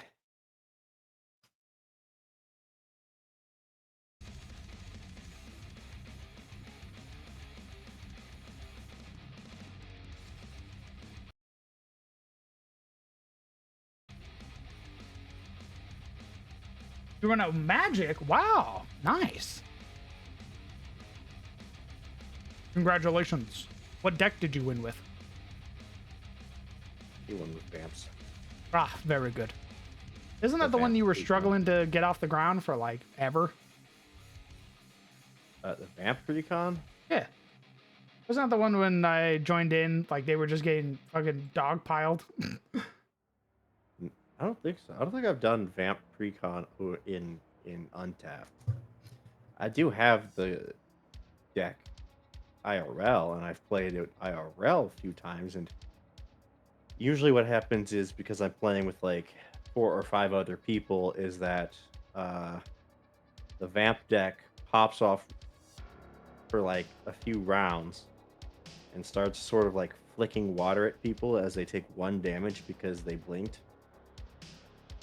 And then everyone gets mad at the vampire deck, and it draws in all of the aggro, and then you get pummeled to death by like 4 other dudes. They were saying they have multiple vampire decks. That's what I was thinking of. I was thinking of an earlier vampire deck that they were playing with. Oh, yeah. Oh, you meant Dex, Lamau. Yes, I meant decks.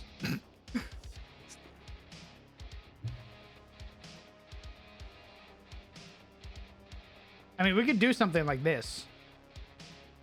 Have a very bright green to sort of contrast the gold of the Manticore's lair. Because this isn't an enclosed space, so that begs the question, would it be affected by the turning of the seasons? The very slow seasons. Well, sometimes it's slow. Sometimes it's not. Sometimes it's rapid fire.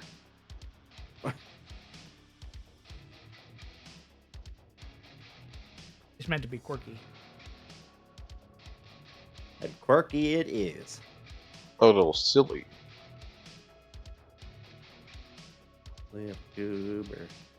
Should we make it green, like the water, or should we make it gold because it's autumn? Make it purple. Purple. Yeah. Why? Because there's amethyst at the bottom. Amethyst. Yep. An amethyst crawfish. It casts gravity magic. Perfect. Yes, of course. Oh, It's the giant lobsters from Elden Ring, but they have glintstone sorcery. Fine. Why didn't Miyazaki think of this? It doesn't God. shoot Oh, the no. piss stream out of its forehead. It No. shoots Comet Azure. Yeah, man. We have, we have the glintstone dragons. Why not glintstone giant lobsters? Of course. I mean, I am putting a giant crawfish in here. So Uh-oh. another one. Ruh-roh. do you want the water source to come in through a giant crack or like a canal that weaves through stone? I think it's going to be... So I think what happened, is that there is a fissure in the rock that is basically pumping water. Basically this nice little flow Up where there. room fills up, it drains, fills up, drains, fills up. It's probably like a runoff from like the mountain. And as a result, a little crawfish got in here as a baby, little baby guy. And then he got big. He got real big. Like what happens when you put like fucking catfish in a tank. And then you put them in a pond and they just get giga big. So it just kept growing and growing and growing. And now it controls this. It's like, this is my home now. This is my lair. Uh-oh.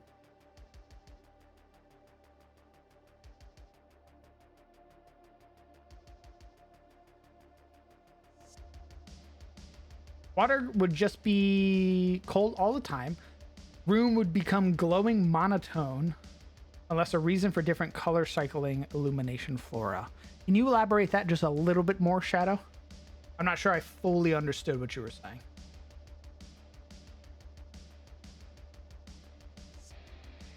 Unless you were hit with ads. Can you... I'll say it one more time just in case, because I did see last second that my OBS was like, oh, ads. Could you elaborate that one more time, Shadow? I'm not sure I fully follow. That's right, Mathis.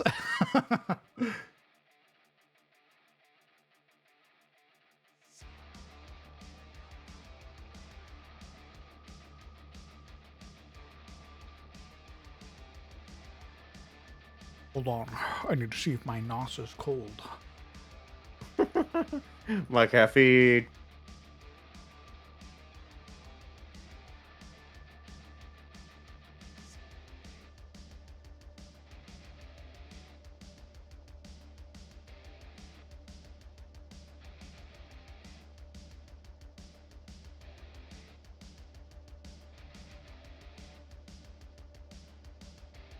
Not yet. Dude.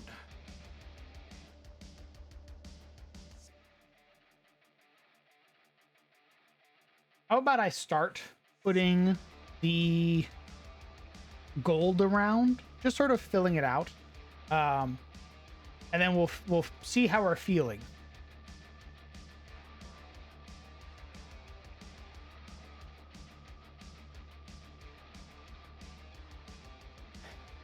Do you know Battle Bits? The old like Battlefield Roblox game? Yeah, it's not old, dude. What the fuck? Old. It's not old. Jesus. Well, it's basically dead. Like I haven't heard about it. Just in because months it now, left so it's the probably cultural zeitgeist doesn't mean it's old. it's old. Well, somebody apparently is making that, but it's Stalker instead. Oh, yeah, that already Yeah. exists. That's Zero Seavert. Yeah, but this is like first person block. What's it called? Stallcraft X. Stallcraft? Indeed. Oh, it's free. It's also an online game.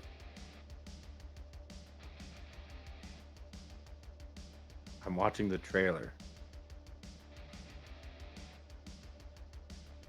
Escape from Escape Minecraft. from Yeah, man.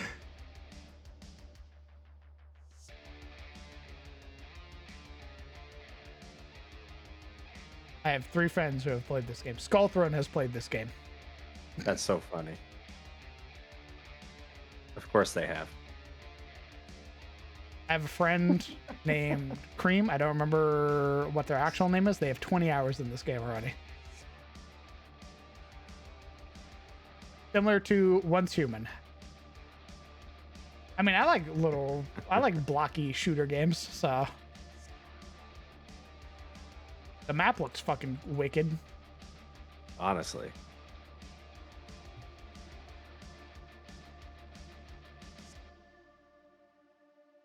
You know what? I'm gonna try it out. What could go wrong? Go on.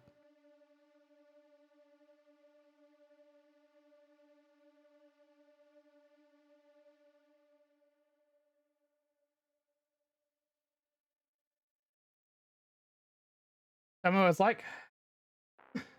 I will.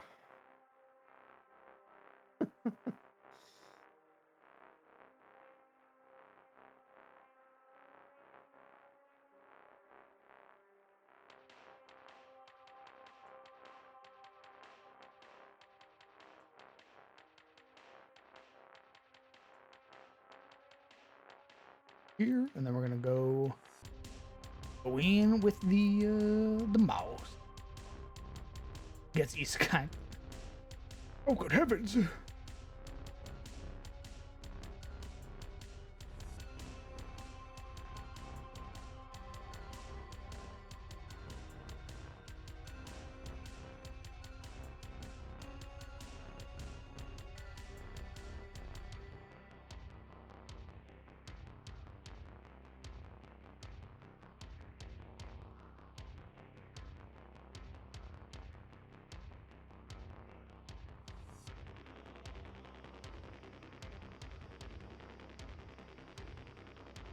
Enjoy being blocky shaped. Yeah, none of them have fingers. So immediate L.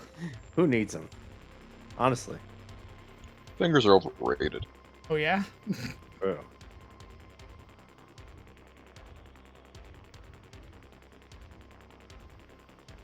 Just give me the like Powerpuff Girl blob hand. Oh my goodness. The adhesive nub.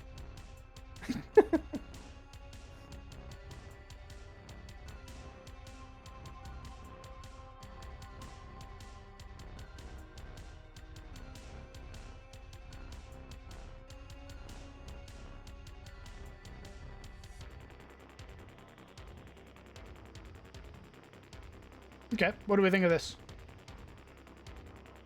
Mass of gold clinging to the wall. Gold. Is it actual gold? Oh, wouldn't you like to know, Weather Boy? What crafting Wouldn't material you do I like to get know, out of Ed Boy? Moss? It's for your pot. It's for my pot. Yeah, Hell it's for it's Fulgur Bloom. Oh fuck. Yo, are Like there any pot. scatter tree fragments in this fucking cave? with the You gotta lobster? kill the crawfish for it. Oh fuck. Yeah, try and health bar appears. Man. If I Golden can kill crawfish. them before the crawfish comes out, I'm the elite fighter. Aw. Flex's fucking pincers. Clink clink. You fought one, now you get to fight another.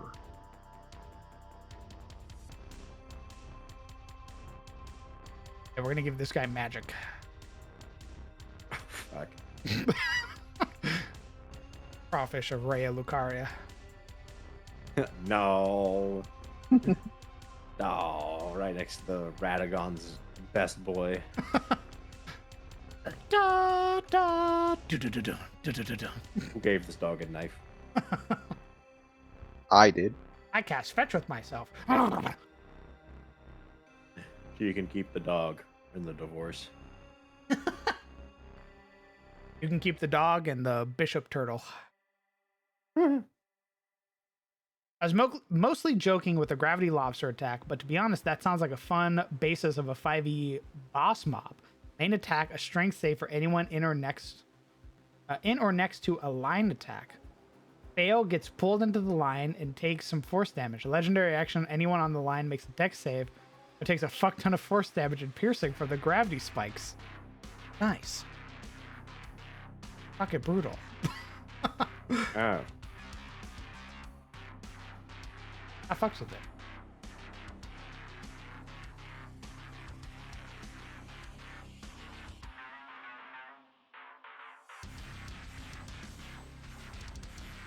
Truly a rock lobster.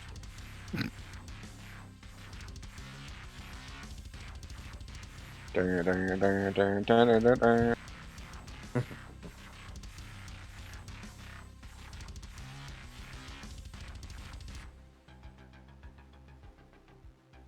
Wrong elemental temple.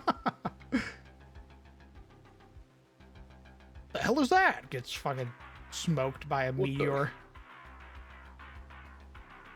Dead.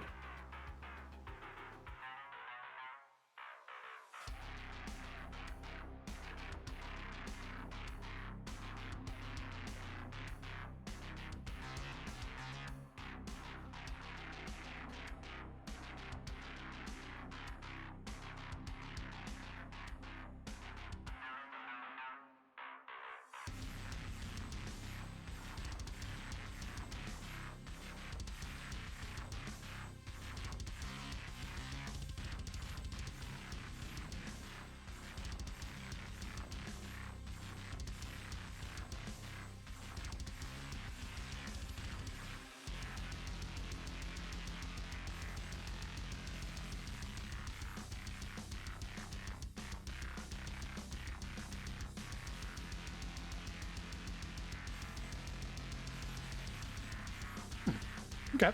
What do we think of that?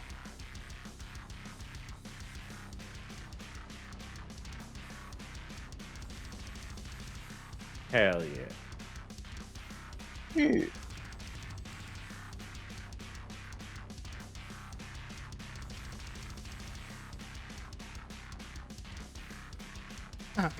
I want you to know that every player who I've introduced an Orb of Annihilation to, Shadow, has never survived. Yeah, it's kind of. It is in the name. It never goes well.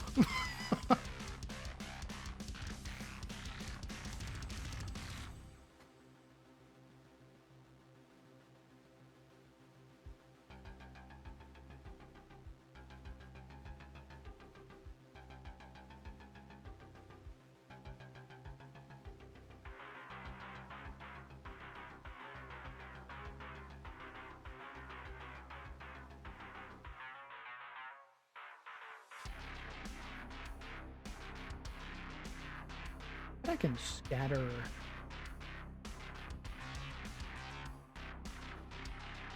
Around. Very high.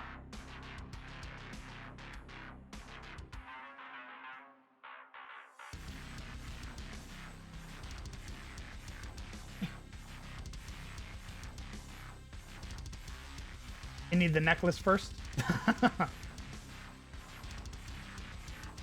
Maybe just one big cock tease is to give them the necklace and then never give them the orb.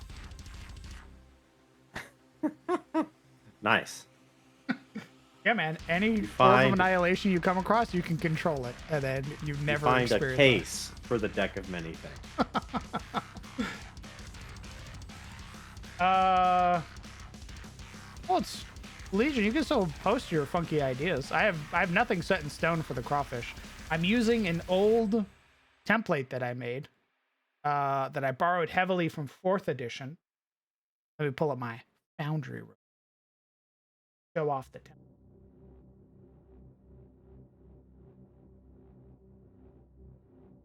And I'm basically just going to add on to it, make it cooler.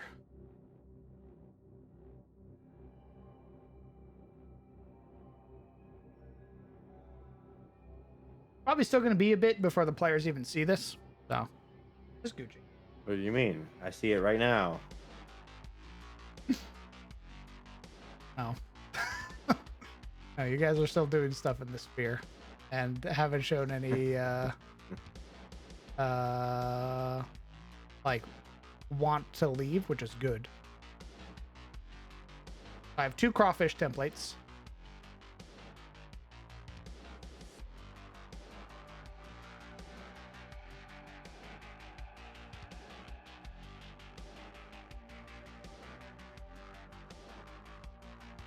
One is, I believe, pulled just from 5th edition. The other one is 4th edition individual. So giant crawfish CR2. It's got a claw attack. And it can grapple you when it hits you. It's one of those auto grapples, so it just needs to get its claw on you to grapple you. Has a +4 to hit. Pretty okay, like, sort of physical stats. Obviously, it's an animal, so it has 1 intelligence, 9 wisdom, 3 charisma. Its damage is a 1d10, so pretty scary. Why is that a 1d10 plus 2 plus 3? Where is that plus 3 coming from? Oh, it's adding the bleeding. It should not be adding the bleeding. Oh. Yeah, it bleeds you and it crushes you. What? Arterial pinch. Open Holy light, they're not going to fight that Legion. I want them to fight it. They're not going to fight a good aligned crawdad. Hail, citizen. I can't be like, yeah, guys, he's lawful good. And they go, okay, what do you want me to do about that? Is he like raiding a village? No, he's lawful good. Oh.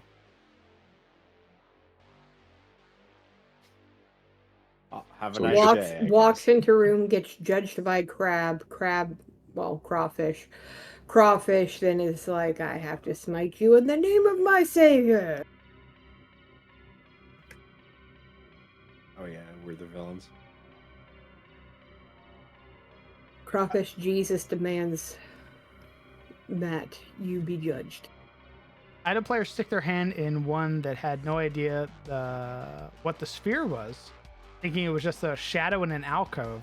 It was so lucky he had a temporary boon that gave him the effect of a generation spell once. Yeah, what's great is that you don't feel it, by the way. A sphere of annihilation is fucking hilarious because the only way you know is when you pull your hand out or like a body part out. So like in Tomb of Annihilation, the massive gaping mouth at the end of the hallway has a sphere of annihilation in it. If you crawl in head first, you just die.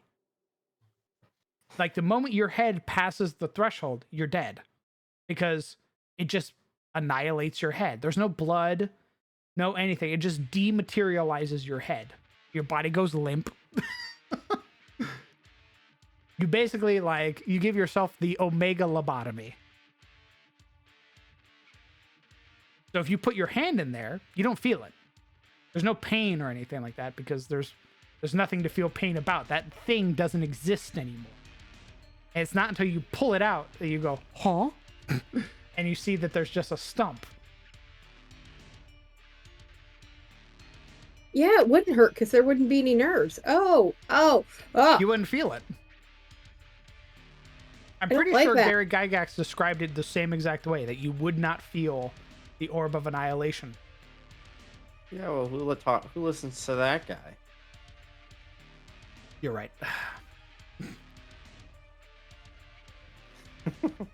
What does he know? The giant crawfish, the CR7 version, is pretty scary. It's got a multi-attack 3. It does 2d10 plus 4 bludgeoning. Because it's pretty gnarly. It has volatile spew, which is a high-speed blast of cold water in a 60-foot line. Basically, it shoots you with 68 cold damage, like in Elden Ring. And if it hits you, and you fail the save, you're knocked prone. And if you fail by more than 5, you gain a vulnerable token. Owie. And then it has hardened shell. As a reaction to an attack, the giant crawfish can instinctively brace its shell. It gains resistance to all damage type until the start of its next turn.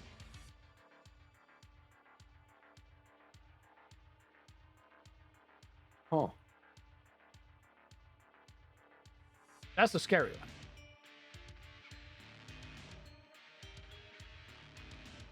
one. Varus, thank you very much for 24 months. My man, incredibly kind. 2 years? Hell yeah, brother. 2 years. Enjoy your 2-year crown, my man. May the 3 stars that the All-Father plucked from the night sky grace you forevermore. Gideon the All-Knowing. The loathsome dung eater. The pistol shrimp? Well, that's what the storm scuttlers are based off. Storm scuttlers are based off of the pistol shrimp. They're also really fun. I enjoyed running these guys. Enjoy. It ain't over yet. Yeah, I mean, you're gonna be fighting the mama, so The mom. mama, and mama's pissed. Why? What do we ever do to her? Great question. I wonder. We haven't made any mantis shrimp yet. I'll probably put some giant crabs in the crawfish arena, just because I like them. I think they're neat. They don't really do much, but when they get you, they hold on to you. Oh, I gotcha. Don't give me. Then you hit them once and they explode. They have 13 hit points. Piece of crap. I see all of sizzle bacon. Oh my goodness. What? That's a request. Yeah, so we'll probably rework the giant crawfish, give them some flavor. I like the. I think this is the wrong place to put a holy or light touched crawdad, if I'm being honest. Oh, light touched crap. Hey man, maybe when DOE comes back, you can have all the light touched crawdads. I was about to The say holy daddy of all craws. DOA is definitely the place you're gonna run into They that. come Not upon a SOT. shrine, and they see it's like a blessed galleon. I feel like they could fight a holy galleon. They're level like 11 or some shit. They're fine. Yeah, that is shit that they're gonna be fighting a lot of celestial themed things in DOA. Things that were previously not like celestial have now been made celestial. One of them was the Remoraz Patriarch, who's been now made a divine Remoraz Patriarch. So it's part celestial now. It calls down like rays of light and shit like that. It's crazy. That's Voradare for you. The Vorodisi. The most evil femboy you've ever seen.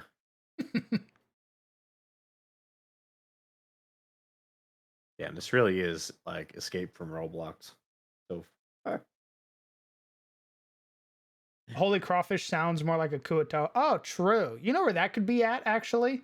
That could be at in the Plane of Titans.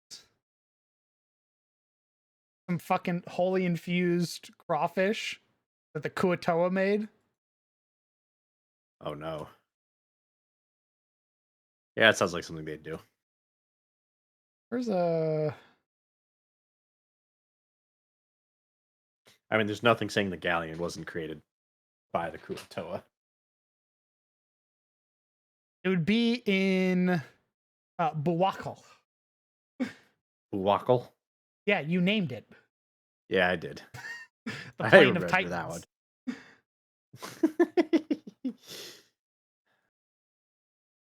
Imagine like just being on like an empty, like a Magic the Gathering battlefield.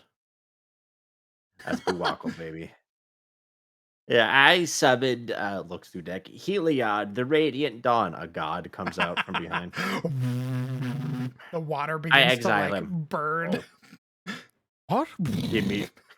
I cast share the plowshares. He immediately Huh? just gets turned into a billion farming utensils. I sacrifice him to play my artifact. His whole purpose.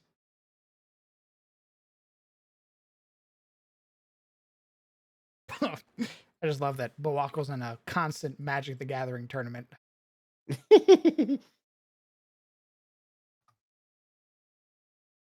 Yeah, Kuruto are actually just fucking nerds. I believe it. Sweaty Magic the Gathering players. That's all they are.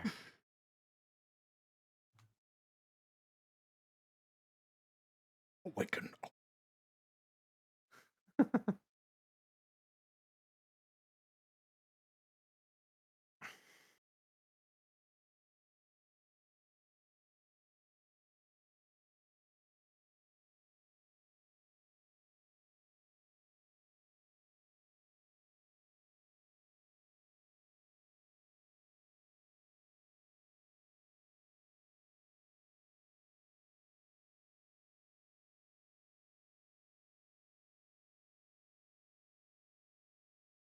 Ibuprofen you can kick in at any time now.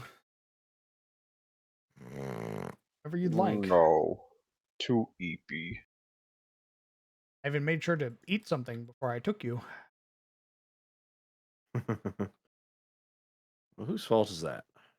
Now that's what you're supposed to do when you take medicine like that. Otherwise, it doesn't dissolve. It ends up stripping your stomach lining. Whoops. Remember, kids, if you're taking ibuprofen or Tylenol, you always want to do it after you've eaten something. Otherwise, you're going to make your tummy really upset. Yeah, I've done that a few times. I'll take a vitamin, like a really heavy duty vitamin, and then I'll go to work with nothing in my belly but coffee. Yeah, man. Just erode your stomach lining and then shit your brains out. Because when your food is down there digesting it, spreading all of those delicious nutrients, it's also spreading the digested fucking chemicals, getting them soaked all up in your stomach lining and your upper intestine line. But if you don't do that, you're just hard hitting that shit right into your gut. Delicious.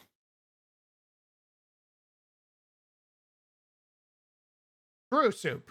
Very true. That is why I specified ibuprofen and Tylenol. Because those are the ones that say it. Coffee does not count as food. Sweet Jesus. It's called girl dinner, thank you. Don't make me start the coffee is soup argument. The concept behind the Holy Crawdad. All right, I'm listening. Elaborate. I want you to know there's no way this party's going to fight a fucking Holy Crawdad.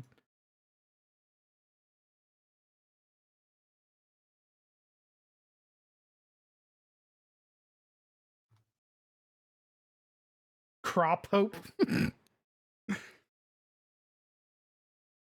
Holy shit, the actual deacon of the deacon. Sir Albrick.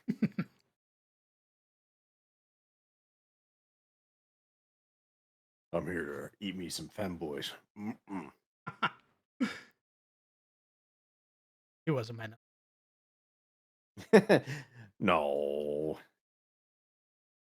The Devourer, a menace. I think you're being a little It's hasty. It's fighting an abyssal creature that's trying to break free and into the material plane from the pools of water there.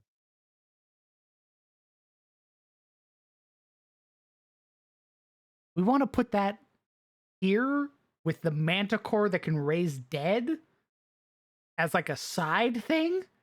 We don't want that to be As its a little- own thing. A little side, just a little side objective, you know. We don't want it to be its own centerpiece thing, you psychopath.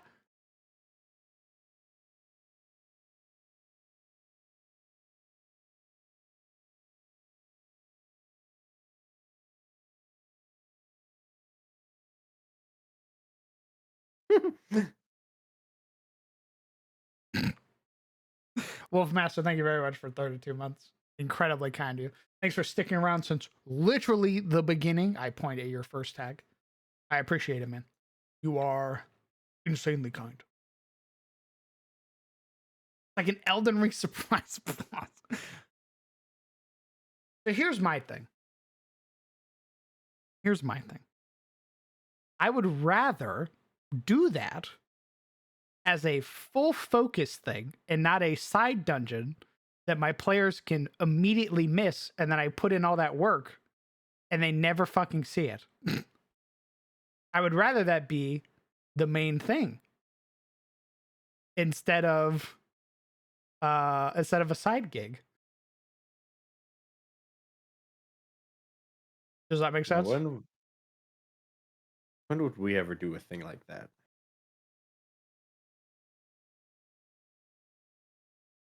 When would we ever miss something as important as like whatever the heck you were talking about? I don't know, man. I've only made the one side boss so far. Though I still plan on making the chalk golem.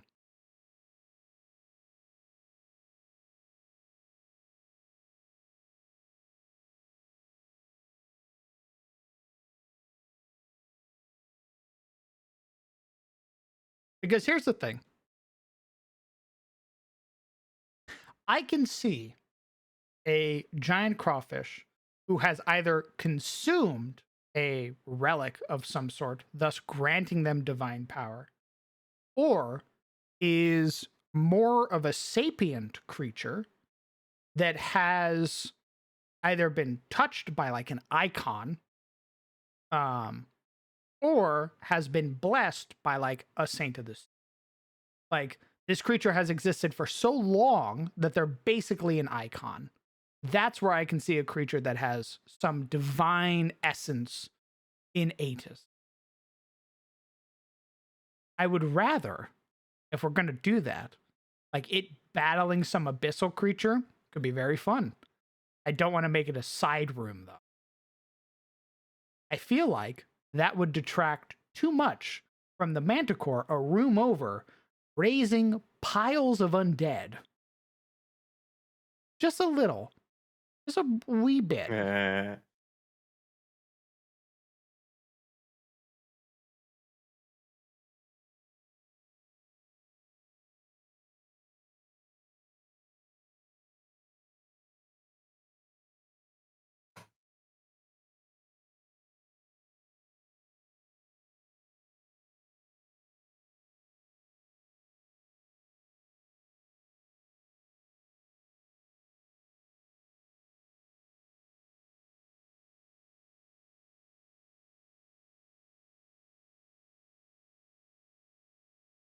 Well, funny you mentioned that, Shadow. I did plan on having this crawfish eating the undead, and it wasn't until the undead at the orders of the the Manticore, basically sealed off this little area to keep it from doing so. Because the Manticore's like, what the fuck? Why do my people keep going missing? Meanwhile, the crawfish over there like, oh, desserts. Delicious. Is for me?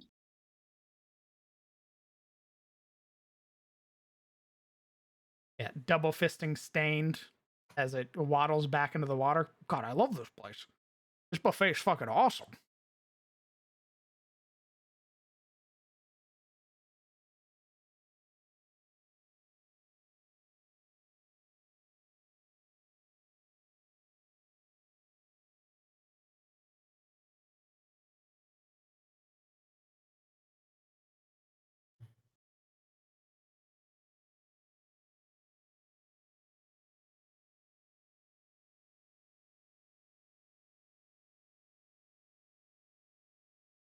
Can't believe I got General Shepard in the intro.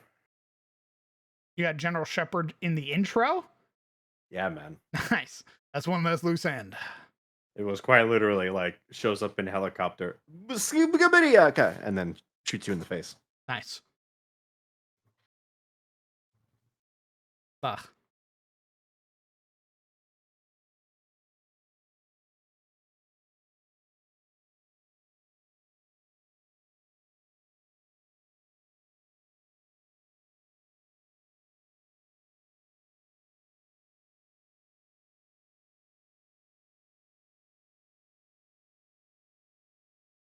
It's a material plate undead. That's, yeah, Legion. That's what I'm saying. That might be a little bit. Too much. Just a wee bit too much.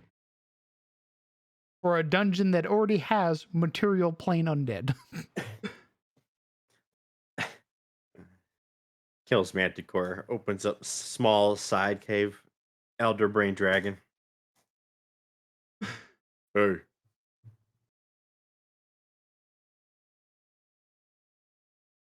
Like, after thinking about it, I fuck with the idea, just not here. Because this place already has too much going on. We have the Chalk Golem, the Manticore that's raising the dead, the Stained themselves, the Jarls that are here trying to put things back together and also save themselves.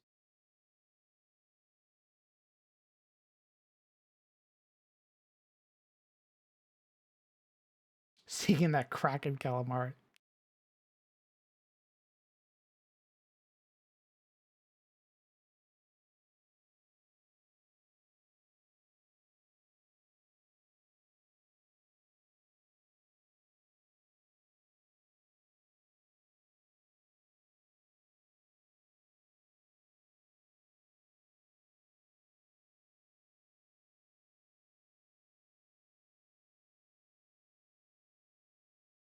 Yeah, Owlbear from the top rope.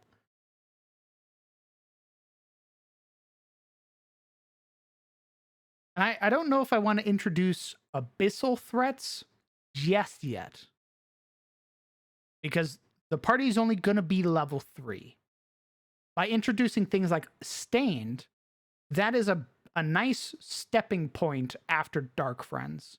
For me to go from Dark Friend to Abyss right afterwards, I feel like we'll have a CTF situation where it suddenly becomes that's the only real threat. Nothing else really matters. We're not going to explore anymore. We're not going to go out of our way and be all whimsical and all that shit. Instead, it's dire straits. With the Stained and the Manticore itself, I can introduce the presence of the Abyss because of how Amir works.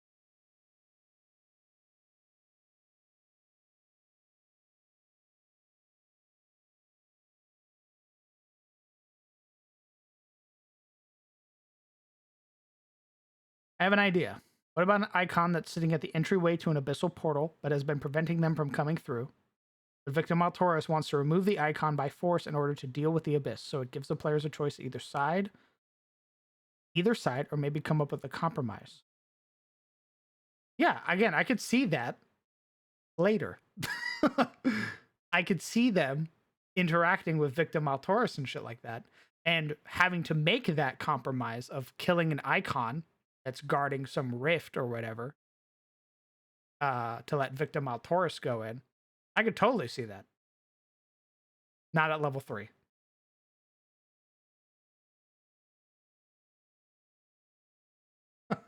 That's my biggest thing, guys. My biggest thing right now is that they're level 3. And I sort of want to save the abyss, the presence of the abyss and things like that for a little bit later. To really sort of really let it steep in.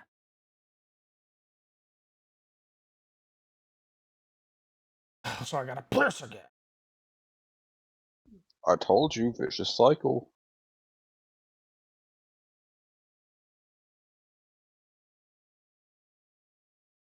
Oh, wow, this game really is just Stalker, up to including just calling them Stalkers, Damn. but blocked.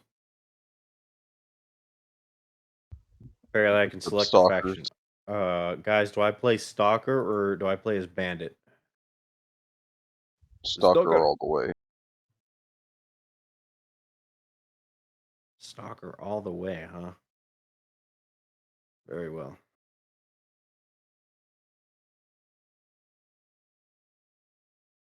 Apparently, you get like future like companies you can join depending on which you start out as. So, like, if I become a Stalker, I can join some faction called the Frontier or some other faction called the Rise. If I'm a Bandit, I can be a mercenary or I can join something called the Covenant. The Covenant.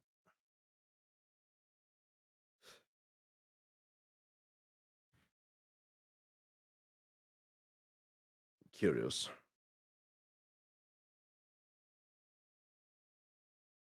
We will do Stalker.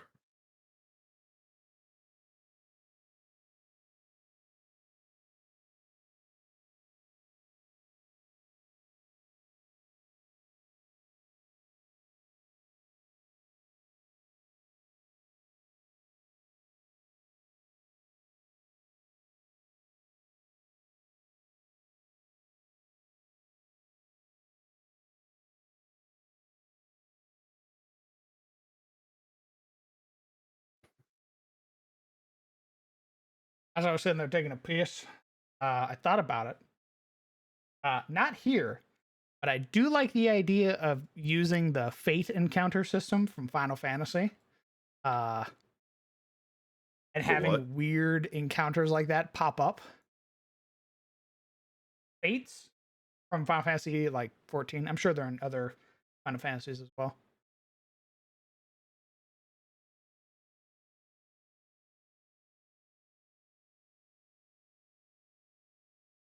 But like, all right, let's say the party gets level 3. Okay, congratulations on reaching level 3. Thanks, man. As your traveling party, you find this weird icon. In Huh. fact, you find 2 of them. Now you could go home, or you can go explore that weird little icon. Let's say the party is being very receptive to my idea. They go, yeah, DM, we want to go explore that weird little icon that popped. They go explore. And then that's where you find the fucking Warden of the Abyssal Rift type shit. As the party goes out and they go, what the fuck is that thing? And I go, I don't know, figure it out. And the party goes and they explore it. And they find fucking Warden of the Void Rift. And they go, huh? They get pulled into like a little mini time event.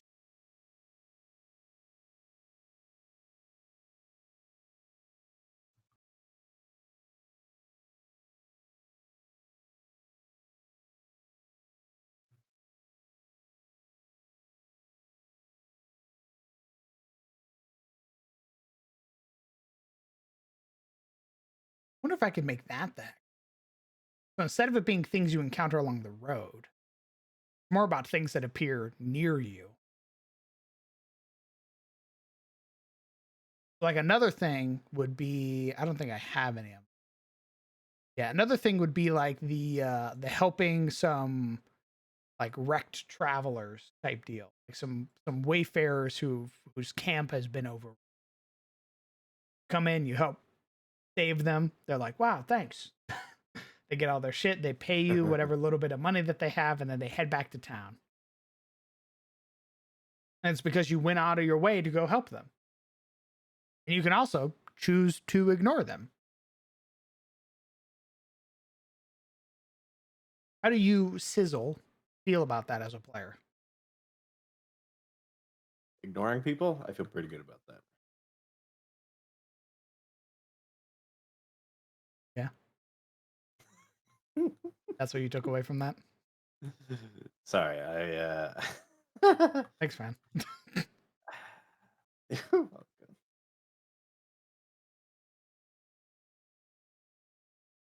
I didn't realize you were talking to me because I had helicopter noises in my ear. Oh yeah. Yeah. So, yeah, just repeat that.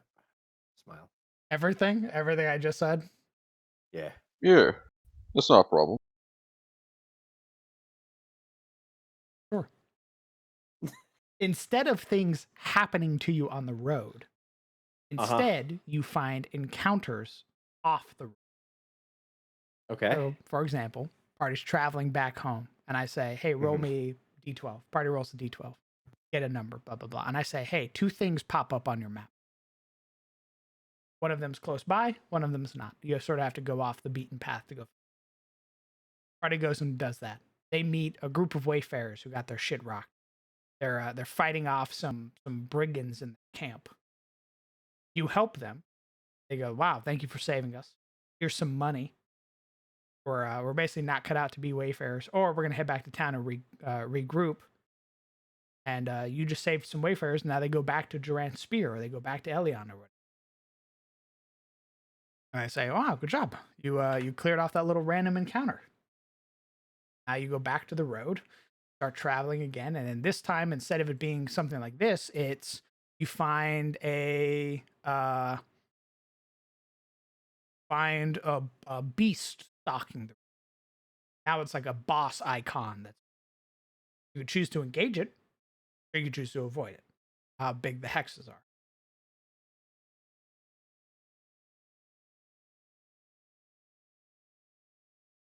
So I basically populate your map before you travel. So random side quest encounters. Yeah. I see.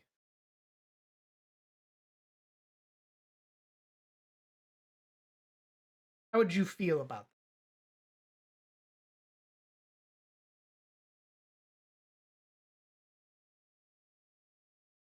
I don't see anything wrong with it.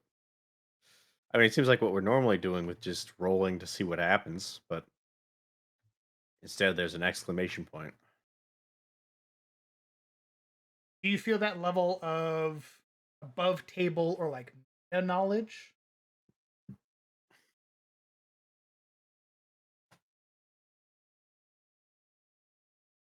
How is it explained in character? Some things aren't. Some things aren't explained in character. Well, I mean,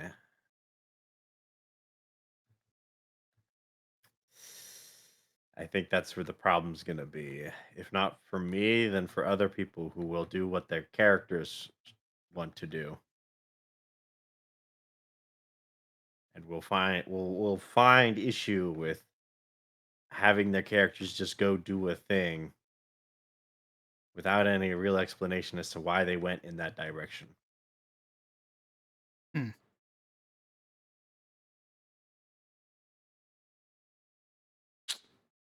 I Because see. the main goal of D&D is storytelling, admittedly. And like interactive storytelling, like as a group. I mean, we're basically doing the gather around the campfire and sit and make stories together like the cavemen. Maybe not then. Yeah. Because that's really, I mean, that's the strength of D&D. If we're just gonna party up and start going around doing random like encounters, we might as well just go play Final Fantasy.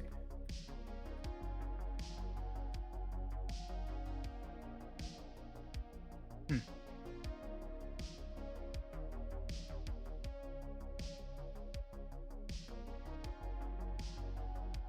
Character senses fate. I don't know if that would work for some people. I feel like some people would be like, "Oh yeah, DM."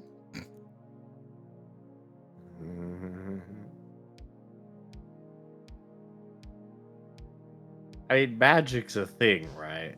Like, if you told me, hey, You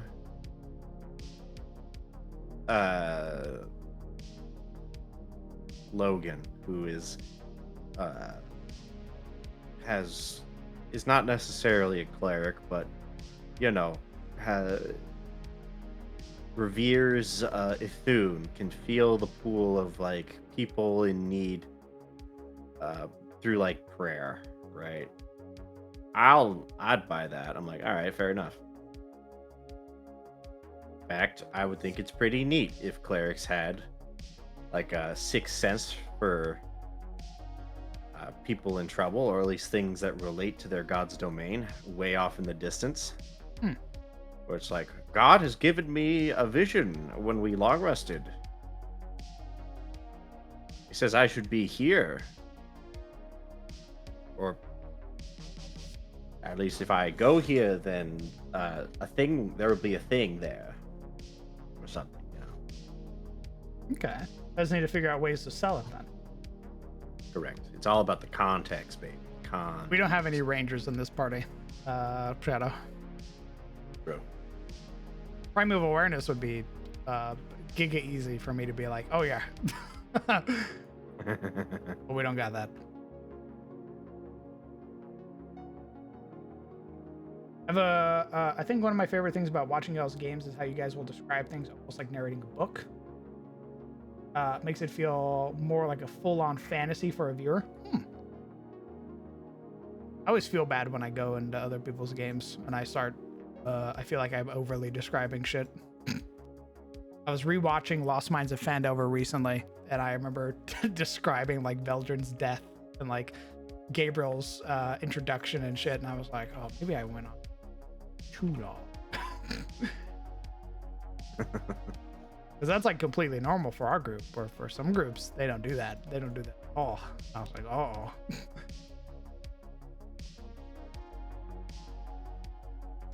Yeah, let's hear your pitch, Legion. What you got? I haven't drawn up the Manticore yet, so it is free game. Oh, you know what? I know honestly, the easiest thing to do if you want to introduce like emergent side quests. Like, there is an ancient, I would dare say almost primordial dragon, literally a few clicks away, who is like the mom of 2 of our party members. All you have to do is basically be like, all they need to do is have a conversation with Guinevere, where Guinevere's like, hey, I can give you a thing, or bless you, or just make contact with you if I sense something in my big ass lair.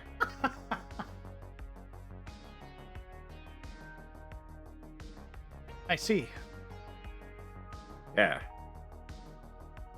Just have Guinevere do it. She's like a fucking ancient dragon. It's about time she did some actual draconic shit, honestly. Jesus.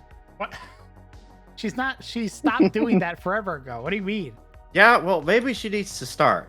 For what? This isn't CTF. Because it's cool! You picked the wrong dragon.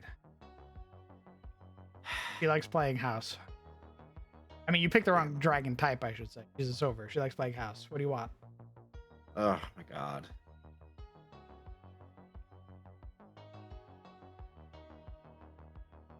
Big ass flying scorpion.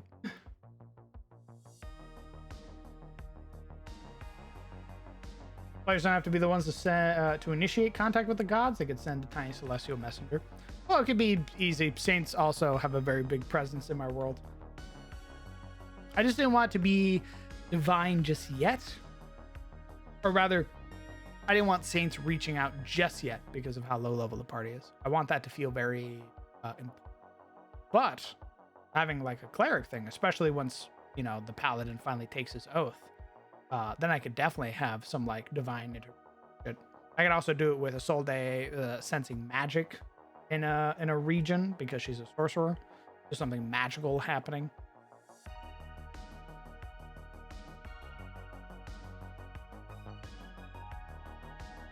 Looks like dragon domain is at least 6 miles. That for a little baby dragon.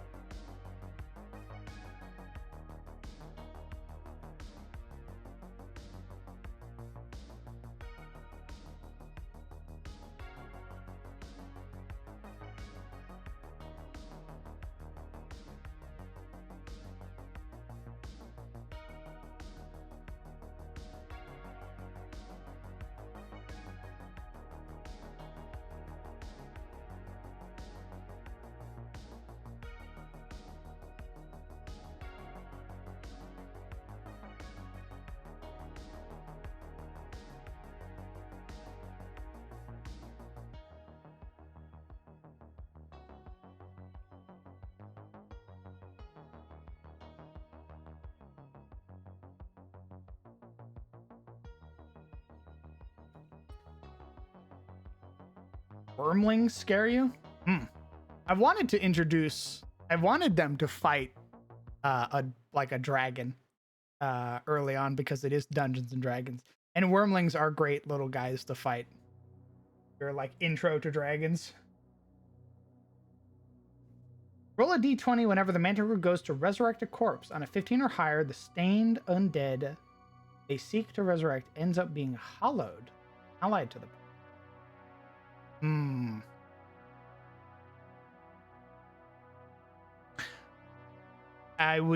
The light within shines brighter than the darkness. I'm iffy on that. Because already necromancy doesn't really follow that. Necromancy is pretty much like a guaranteed you're a stained now. What is interfering with the Manticore's power to bring back stained? Like what is bringing back hollowed instead of stained? Night Maidens. This is going to be pretty far from Night Maiden. But, go on.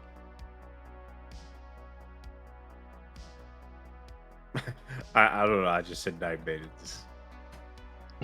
I was just thinking of Fenrir and Heidel because their coven was all about like bringing back revenants.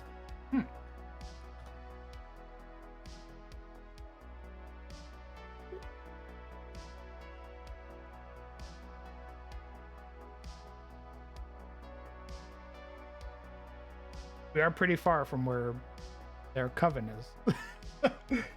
Correct.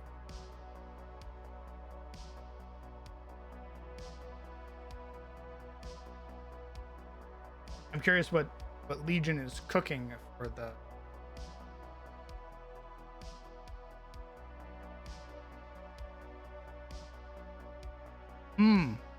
I think that would be on Logan.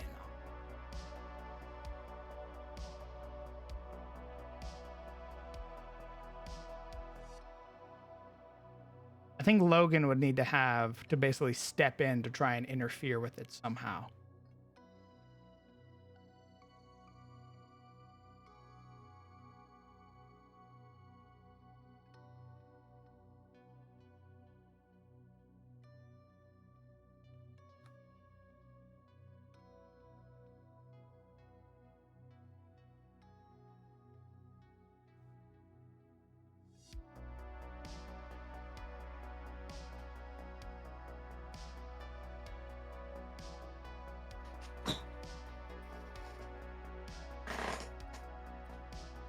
Okay, I don't want to make it... I'm not going to make it a baseline mechanic, but if Logan, the player, says, DM, I want to try and disrupt its ability to bring back the dead, then I would be willing for Hollowed to come back as like a result of a dice roll instead of Stained. Not a baseline ability that it has, but if Logan is willing to start playing the role of like is him basically being a cleric is what he's been doing so far, then I'd be all for that. That sounds cool. That sounds like a fun sort of switch up of the mechanics, but that purely relies on the player to do that. The player being like going out of their way to be like, DM, can I do this? I don't want to just give it to him.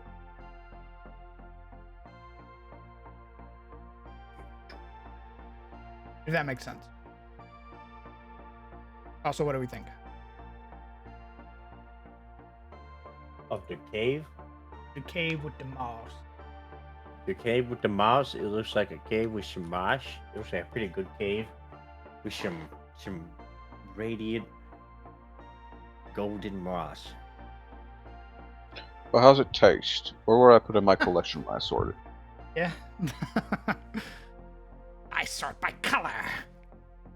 I sort by taste.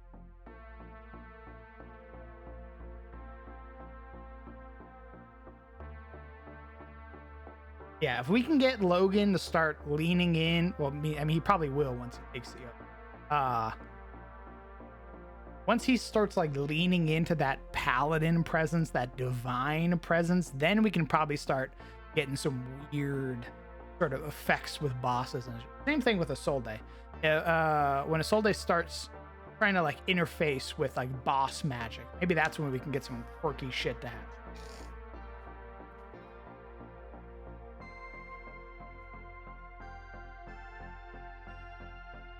For the lovely chatters, would you be satisfied with this map if it was put on the Patreon?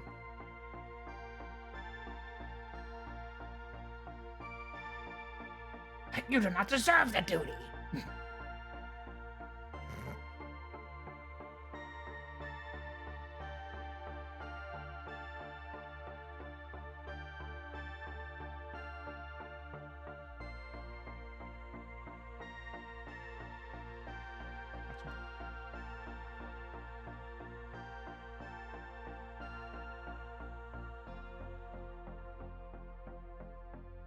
As a wild magic sorcerer once, I killed the party with a slew of terrible rolls. Nice. That's some good shit. Is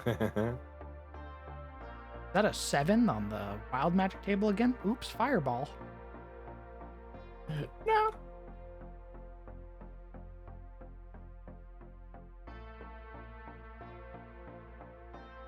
It was tragic and wonderful.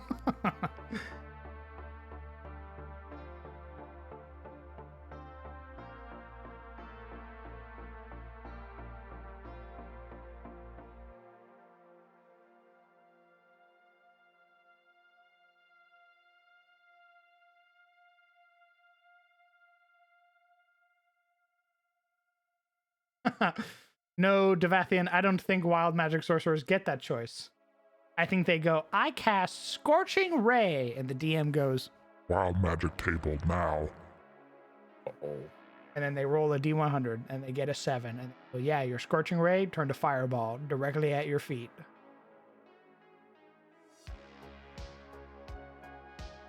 Yay. Thanks, DM. It's not the DM. That's your class. Your class goes, hey, are you casting a first level spell or higher? Wild magic table roll.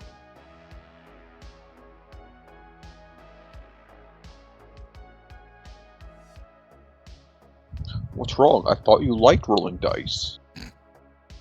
You bought so many, you should be happy to roll them.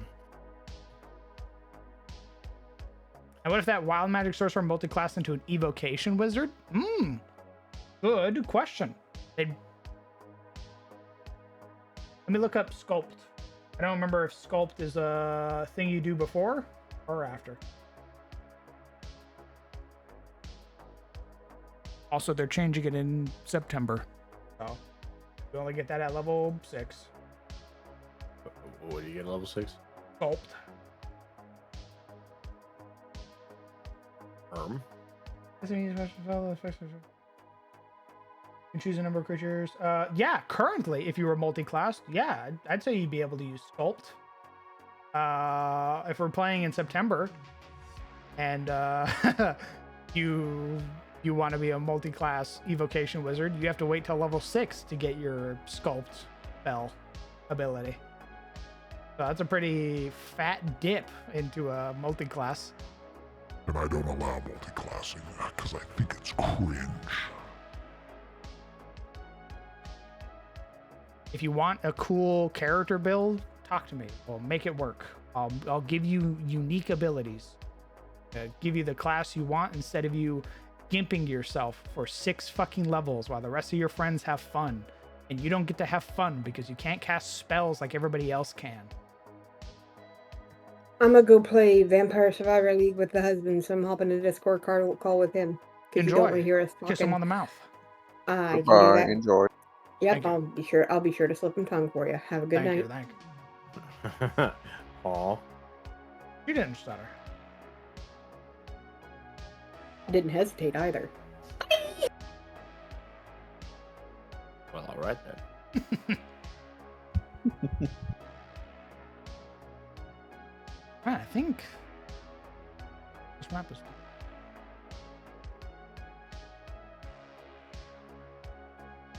One thing I can really think to do is just add more shadow. Really, yeah. Really. Maybe Rylan could also get some sort of undead, turn undead ability, but the Vigar minions once. But for Vigar, oh, okay, once per turn as well. Road Warden's Authority. Charisma mod times 2 number of Vigar minions must roll a charisma save. I could see that. I could see him, like, once he becomes a knight and shit like that. Absolutely. I could see him having some, like, Presence of Tyros type shit. Where, like, he can, he basically, like, lower CR, sort of like turn undead for clerics. But, like, make it for Vigar for him, where he can sort of cause Vigar to run away. I could fuck with something like that. That'd be pretty fun. Very much like the Crusader from Darkest Dungeon. Where he, like, holds up his massive fucking flag. That'd be sick.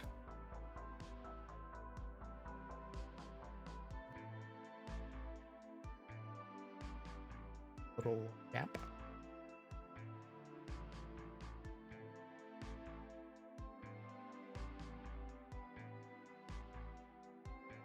We'll add some bones, some little smattering of bones. Never enough bone.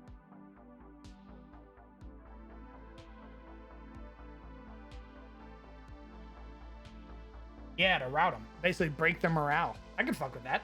Sounds like a cool ass ability. It would have to wait till he's actually a knight, though. Right now, my man is a squire. Once he becomes a knight, though, I can fuck with that.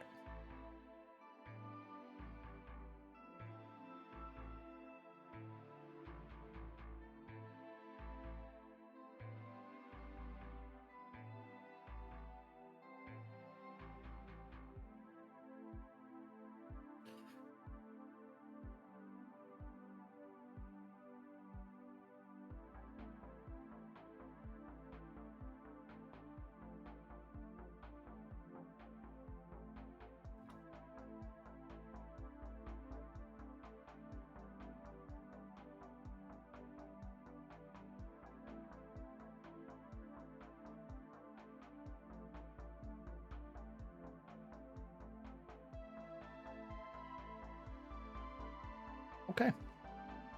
I do believe this map is done. I'll get it cleaned up later tonight. And then I'll ship it.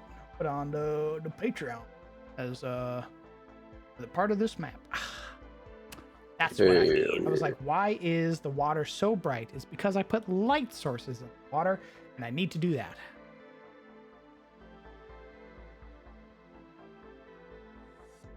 Do that before I do anything else.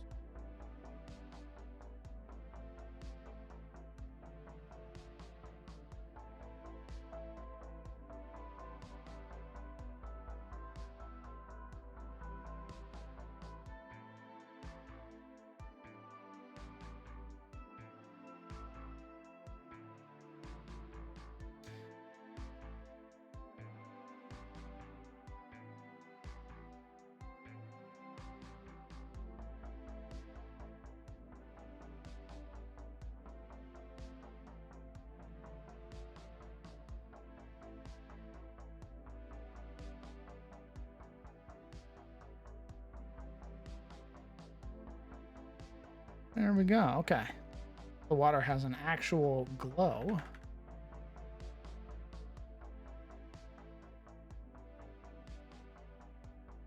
All right. I was like, why does the water feel so flat?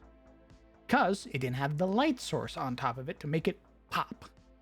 Now it pops.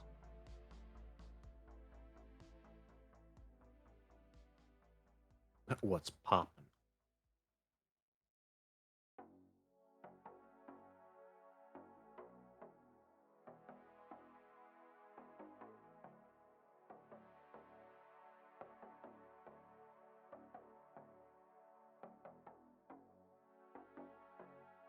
Right now.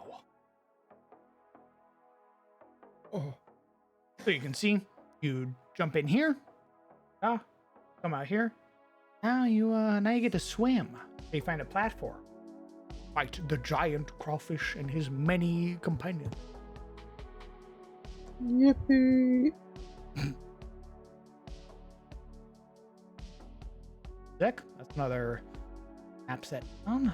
I guess I could start working on either the Rosewood maps, where I was refiguring out what Tarosi building design looked like. I still really like the keep.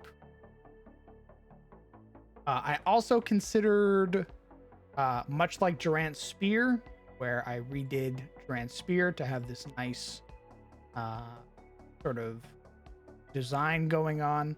Considered doing the same thing for Aaron Ferry. I imagine Aaron Ferry is probably where the party's going to go next after the Spear. Help out around the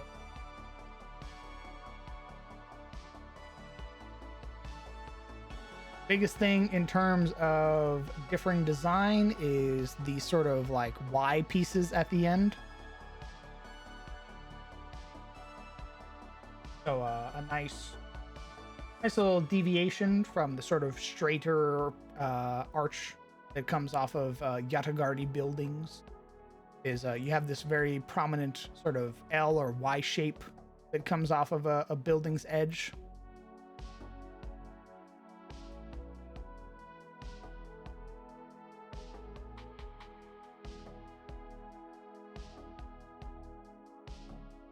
Anyway, well, maybe I'll end up working on it. I don't know. I don't really know what I want to work on just yet. Either going to be Rosewood or it's going to be Aram's Ferry. Just because these, I've grown to dislike after remaking the ferry or the pier. I've grown to dislike these like prefabs that you put together. Grr, they make me so mad. I don't hate them. I'm not mad. I just think that they are like, they almost look Beneath you, pudgy. I understand. Huh? Yeah, I know. You're better than them. Jesus. You've grown beyond their Yeah, man. I was like, baseness. fucking bounce your head off the concrete. Yeah, that's exactly what it is.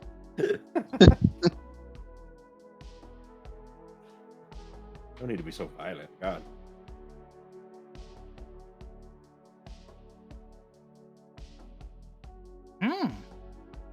I don't know if that would fit with. Well, we'll really have to see what Logan does. If Logan's that type of paladin or not. He might not like fuck with undead stuff because that's not really like if he's following Ebor pretty closely, then yeah, 100%. Team's gonna remake the ferry for the third fucking time. Shut up. Shut up. Shut up. I just think I can make it better. Again.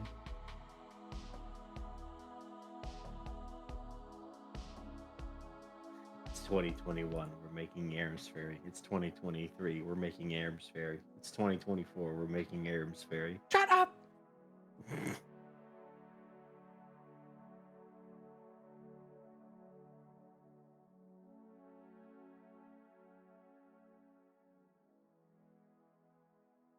I just want to make maps like these big one-piece maps. Have to like map transition. This was like this design was really. I want to use this in SOT. Trying to figure out when.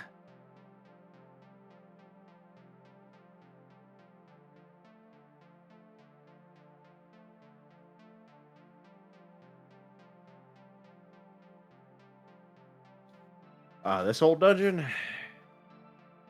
It's been a while since you made this. It's been 10 months.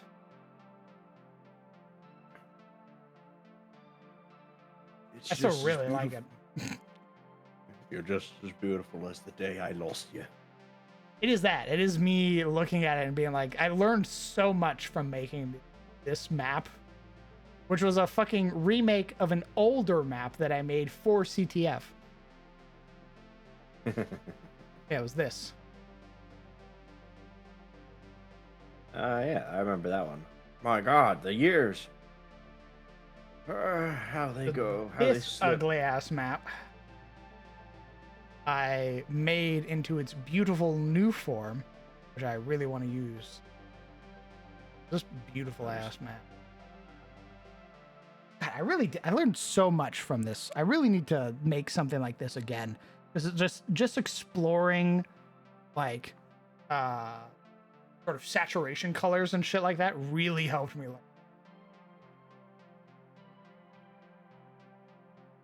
I mark you like when God gave Cain his mark for killing Abel. The mark of an artist.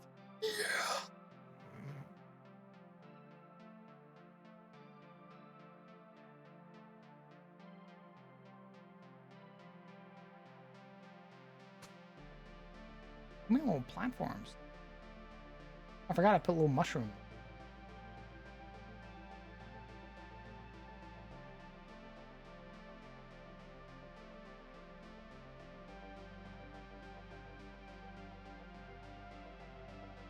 Oh yeah, this is when I learned about top brushing, so you can make it look even more sunk in. Like you can see the water is basically flooded the interior, but the exterior here is still nice and above water. Oh. Oh. Oh.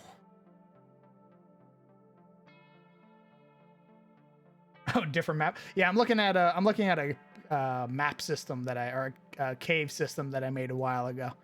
And I'm like, I want to do this again. I want to make more maps like this.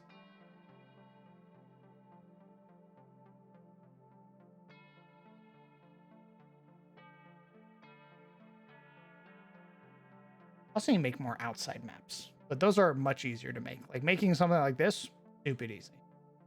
I just need to make more.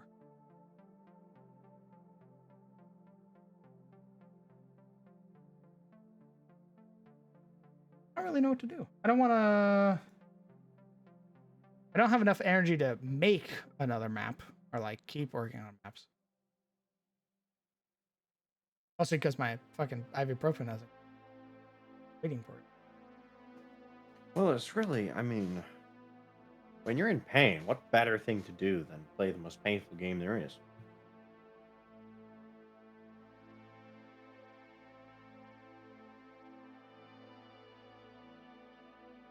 That's right, Settlers of Catan. Let's go.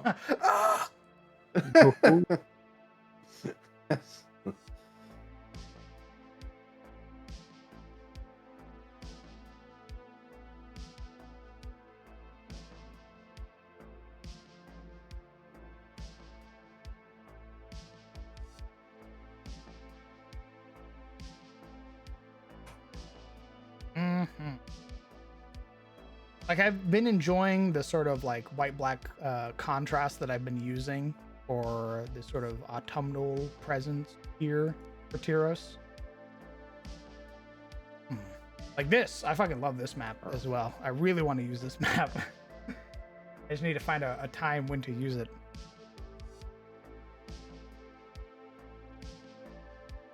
Party will fight the XP. The bees.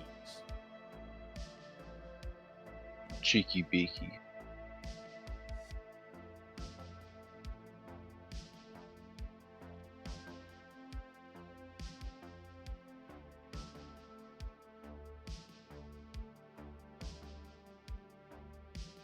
And how did I? There's like a step back in quality. Looking at my one of my old maps, I'm like, wow, the shading on the trees look really good. I'm looking at my new one, I'm like, wow, where the fuck did the shading go? I think I need to relearn. I think I've grown too complacent. Plays it with what? My shadows. I'm looking at new maps that I made, and I'm like, wow, the trees have like no fucking shadows at all. When I look back at like the Axe Peak layer, which was made 4 months ago. Not 4 months ago, it was made way before that actually. It was updated from 10 months ago. But even the shadows are better on the trees.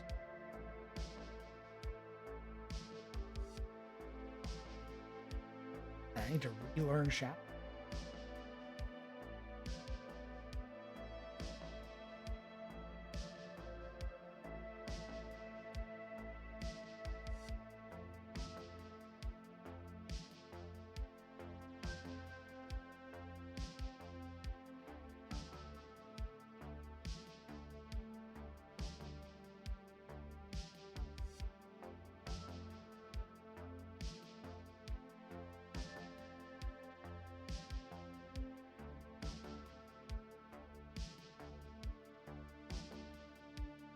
Have you seen the medieval RimWorld game Norlands out?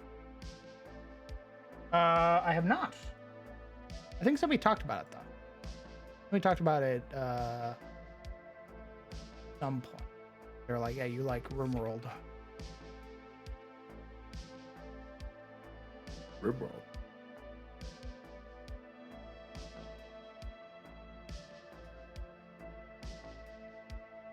You know what, Dave? It's time. It's time for the D&D RimWorld campaign. Yeah. Yeah, man. Oh, Roll to build a block of stone. Here's all of your skills. Pick 3 of them that you have double passionate. Pick 1 that you have 1 passionate. All right, let's roll your traits table. Ooh, looks like you're a misandrist. That's crazy. Psychopath, kleptomaniac, pyromaniac, Andrus. Please leave. please remake your character. Get out of my house. Could be a fun game to stream. Yeah. I mean, I like those little. I always like the little building sim things. Like, I fucking love RimWorld. So if it's similar to RimWorld, then hell yeah. The issue. It is $24. I do not have money currently. So I've been playing a lot of free games. Ooh. I've been playing Once Human with Sizzle. And Sizzle's playing a new Roblox game. So we'll probably be playing that too.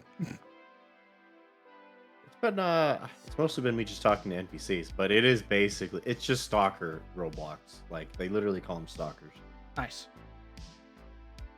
Yeah, I'll talk to you in Russian. Yep. Nice.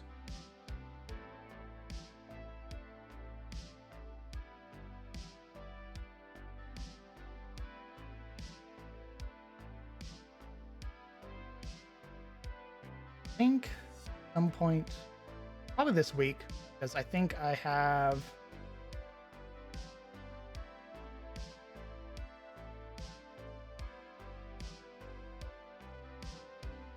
about an amazing cultivation sim, RimWorld, but it's OD'd on Chinese Wuxia. I have no idea what that is.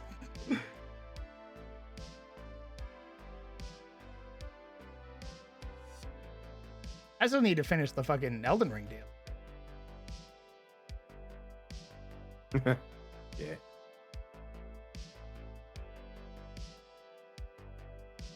Like $5 over on my end. Yeah. Out of Wii. Wii, it's $24.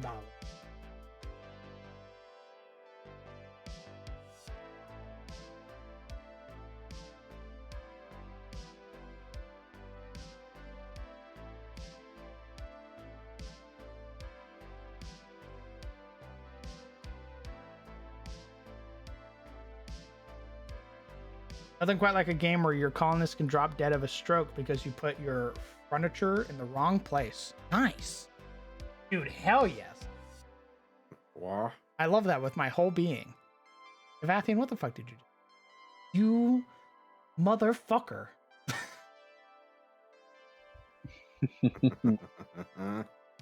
Ooh. Me adding you to Steam isn't an excuse for you to send me shit, asshole.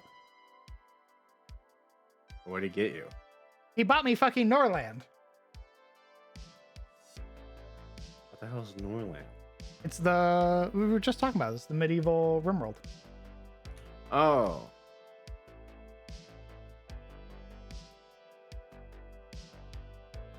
religious struggle, and political treachery. Bend to your people's needs, uncover the lost knowledge of a fallen empire, and engage in nefarious plots against your enemy. Thank you very much, Devathian. Incredibly kind of you. You're a freak. I was considering doing like a subathon and just playing a bunch of games and like making maps and stuff. I don't know how subathons work still, so I'm gonna talk to Momo about it, and probably Brett, because I think Brett has done a subathon before, and he'll be very honest with me. And that's what I crave most, is honesty. Probably also talk to Sumner. True.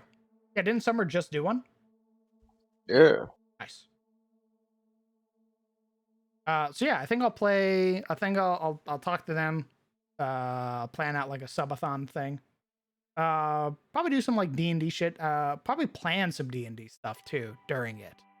We had talked last time about the idea of basically building a dungeon with chat, like through like donations and shit. We'll have to plan something out a little bit more in depth. But I'll talk to the more certified people who have been streaming for way longer than I. Get their opinions on it and then go from there. But yeah, play some games, do some D&D stuff. All that fun shit. Gamers. I feel like it's at that point now. We've been streaming for 2 fucking years, close to 3, so. Any subathon goals? Oh, True. oh God. Nope. I'll have to talk to them. I don't know. What do you put as goals? VTuber model, let's go. Hell yeah. That would be like That $1 was so billion. much. Yeah, $1 billion. Yeah, man. That's all I've heard is that VTuber models are like stupid expensive. I mean, they are. But... $1 billion, a gajillion. Supply and demand. $1 billion. What'd you say, Zebus? It's supply and demand. True. Could be fun stuff or things that people have wanted you to do once you've reached X amount of subs.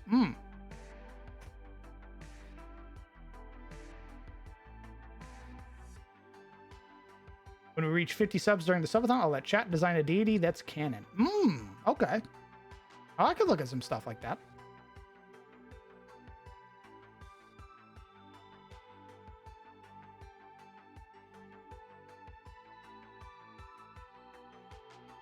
That'd be pretty dope.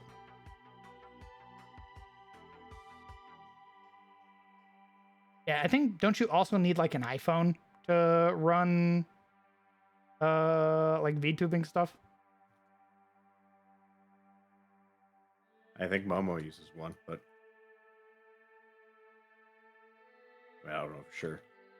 I'll try running a one shot in a different TTRPG. Oh, that could be fun.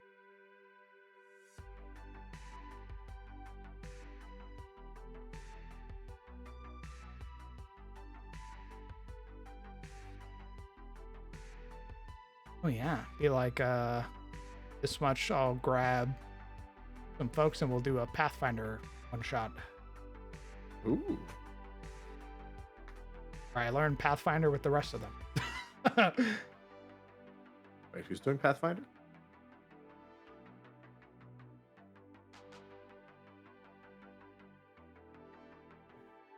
I want to learn Pathfinder. What the hell?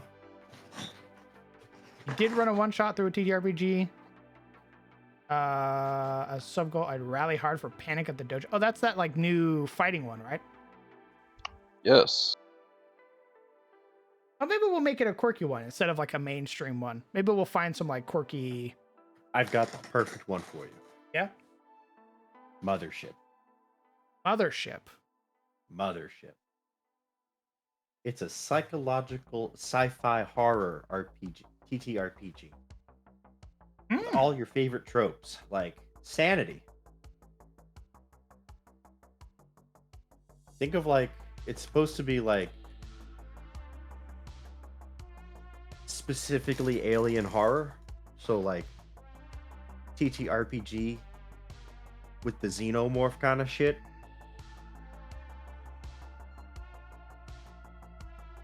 I hear it's really good. Reviews have been positive. That'd be sick.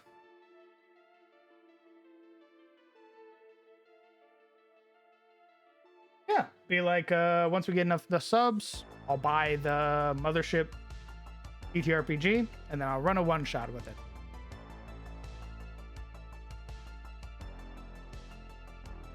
It could just be a bunch of one shots, like various goals or various one shots. So I'll pull the chat and be like, okay, out of these three, which one would you like to see? And I'm like, okay, cool, this one. And then second place will be the other one shot. So we'll have like 2 one shots or something. Grab people to play in it. Learn the system. It probably won't be during the subathon, but it'll be after the subathon. Does that make sense? One of your sub goals could be doing a continuation of the Goblin one shot. Oh, true.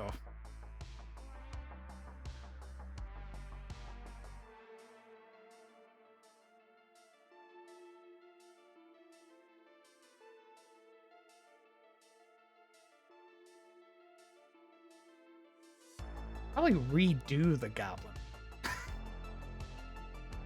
Make it nice and proper now.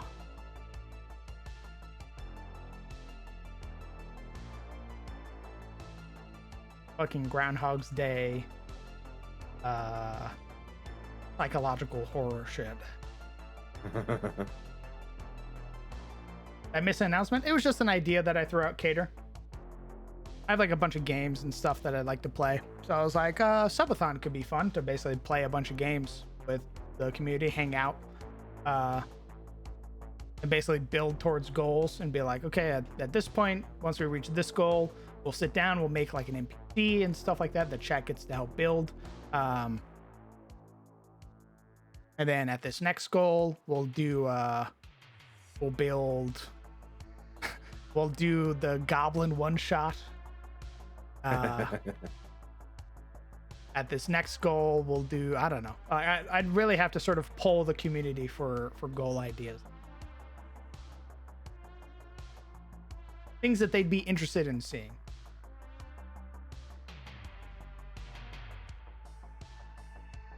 The Panic at the Dojo one sounds cool.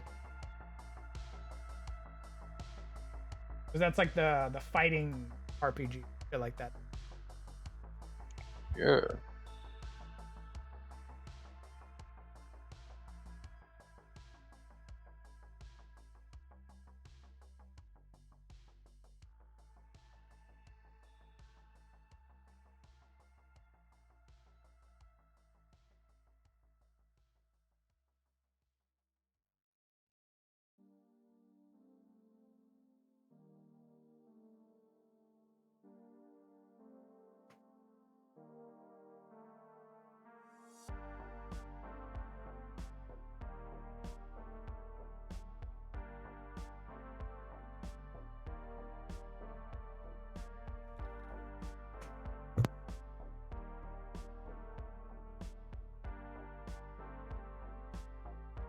Goblins with the fat ass. I forgot that was a system. What?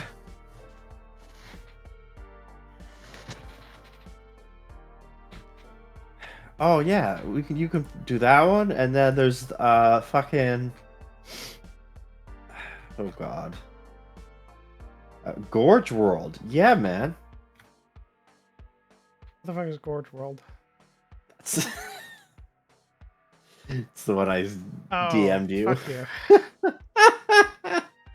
Oh. It's just as it sounds. Die. Come on, it's the biggest TTRPG around. Yeah, I'll talk to the more experienced people, get a sort of feel for the subathon and then come up with some goals. That could be fun. I feel like it's going to be, of course, a lot of D&D related stuff. Playing a lot of games, all that other fun shit. Play some Norland, play some Dragon Age, because that's been asked of me to be played. I play more Elden Ring, obviously. Build more maps. Yeah.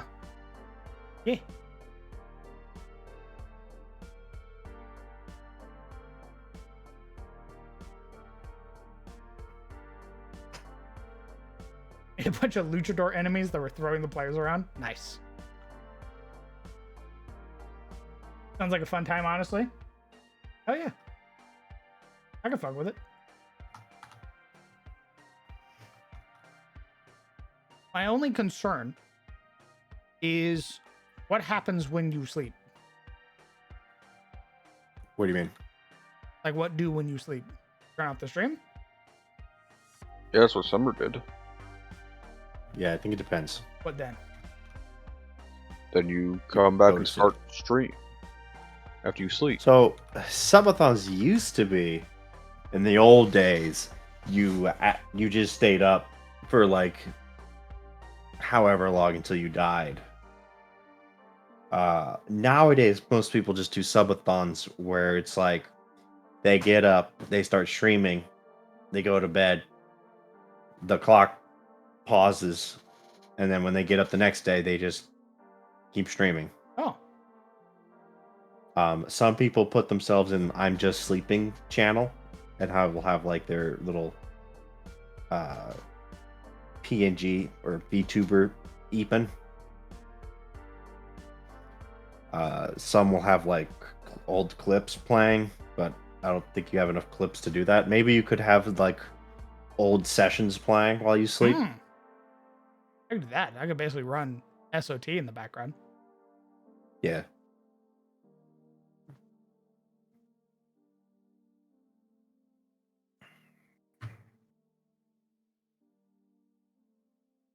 As you commit to more time than you normally do a day, especially when the subathon timer is higher.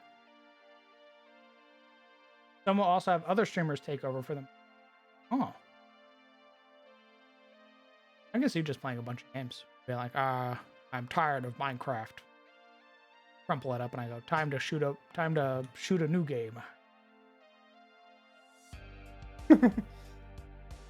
I'm tired of playing with you.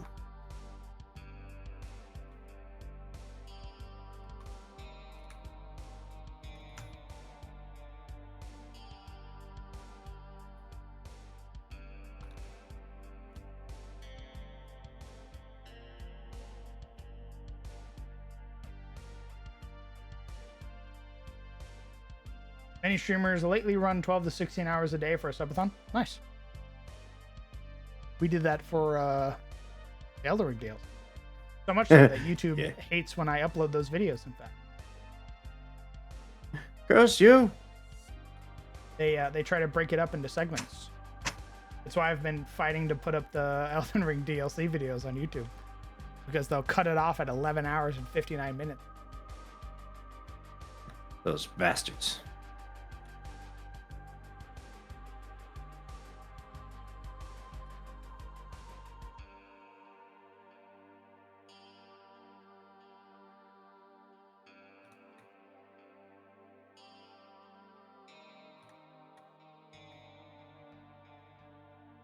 Curse you, babe!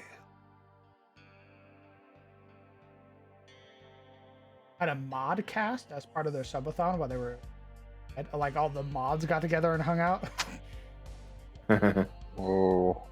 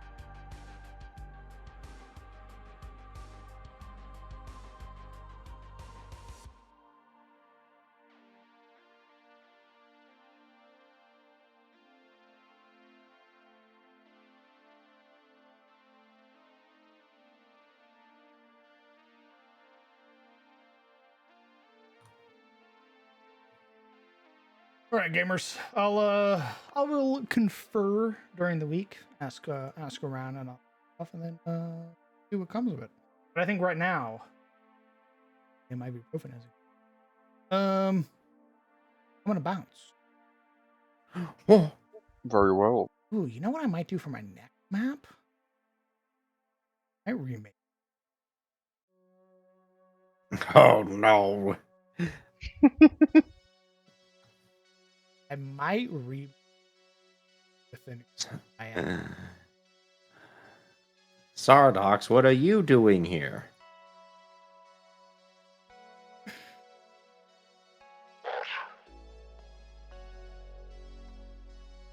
Oh, it doesn't seem like it.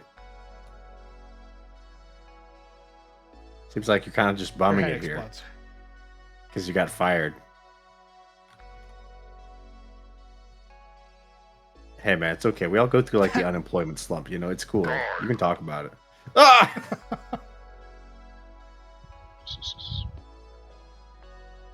Yeah, I think redoing like this might actually be a lot of fun to redo with the new assets. Is to redo the facility. I could have a ton of fun rooming. Make them all new and A bit funny. more automatic, more getting crushed by strange epsilon units. What? More of them? Uh-huh. Anyway, say goodbye to chat. All Oh, right, okay. bye-bye, chat. Bye, chat. I'll be back. Oh. Gamers, friends, companions, thank you guys so much for coming out and supporting the stream. I appreciate all of you. My little blurb, my little doodad on the side of my OBS doesn't tell me if there are any new folks who followed tonight, but if you did, if you're new here, hello, welcome. I'm the Crown DM. I'm a 5th edition dungeon master who runs games in his own homebrew setting, the world of Atis. What you just saw is a not a normal stream, but the theme is normal, that of map making. Our usual schedule, barring any leg injuries and other D&D, is usually Tuesday, Thursday, or Friday, and then Sunday being our D&D game. So if you're interested in our actual Dungeons & Dragons game, Shadows of Thorolin, you're more than welcome to check it out over on the YouTube, where all of the current episodes 1, actually 0 through 11, are up there and able for you to be watched.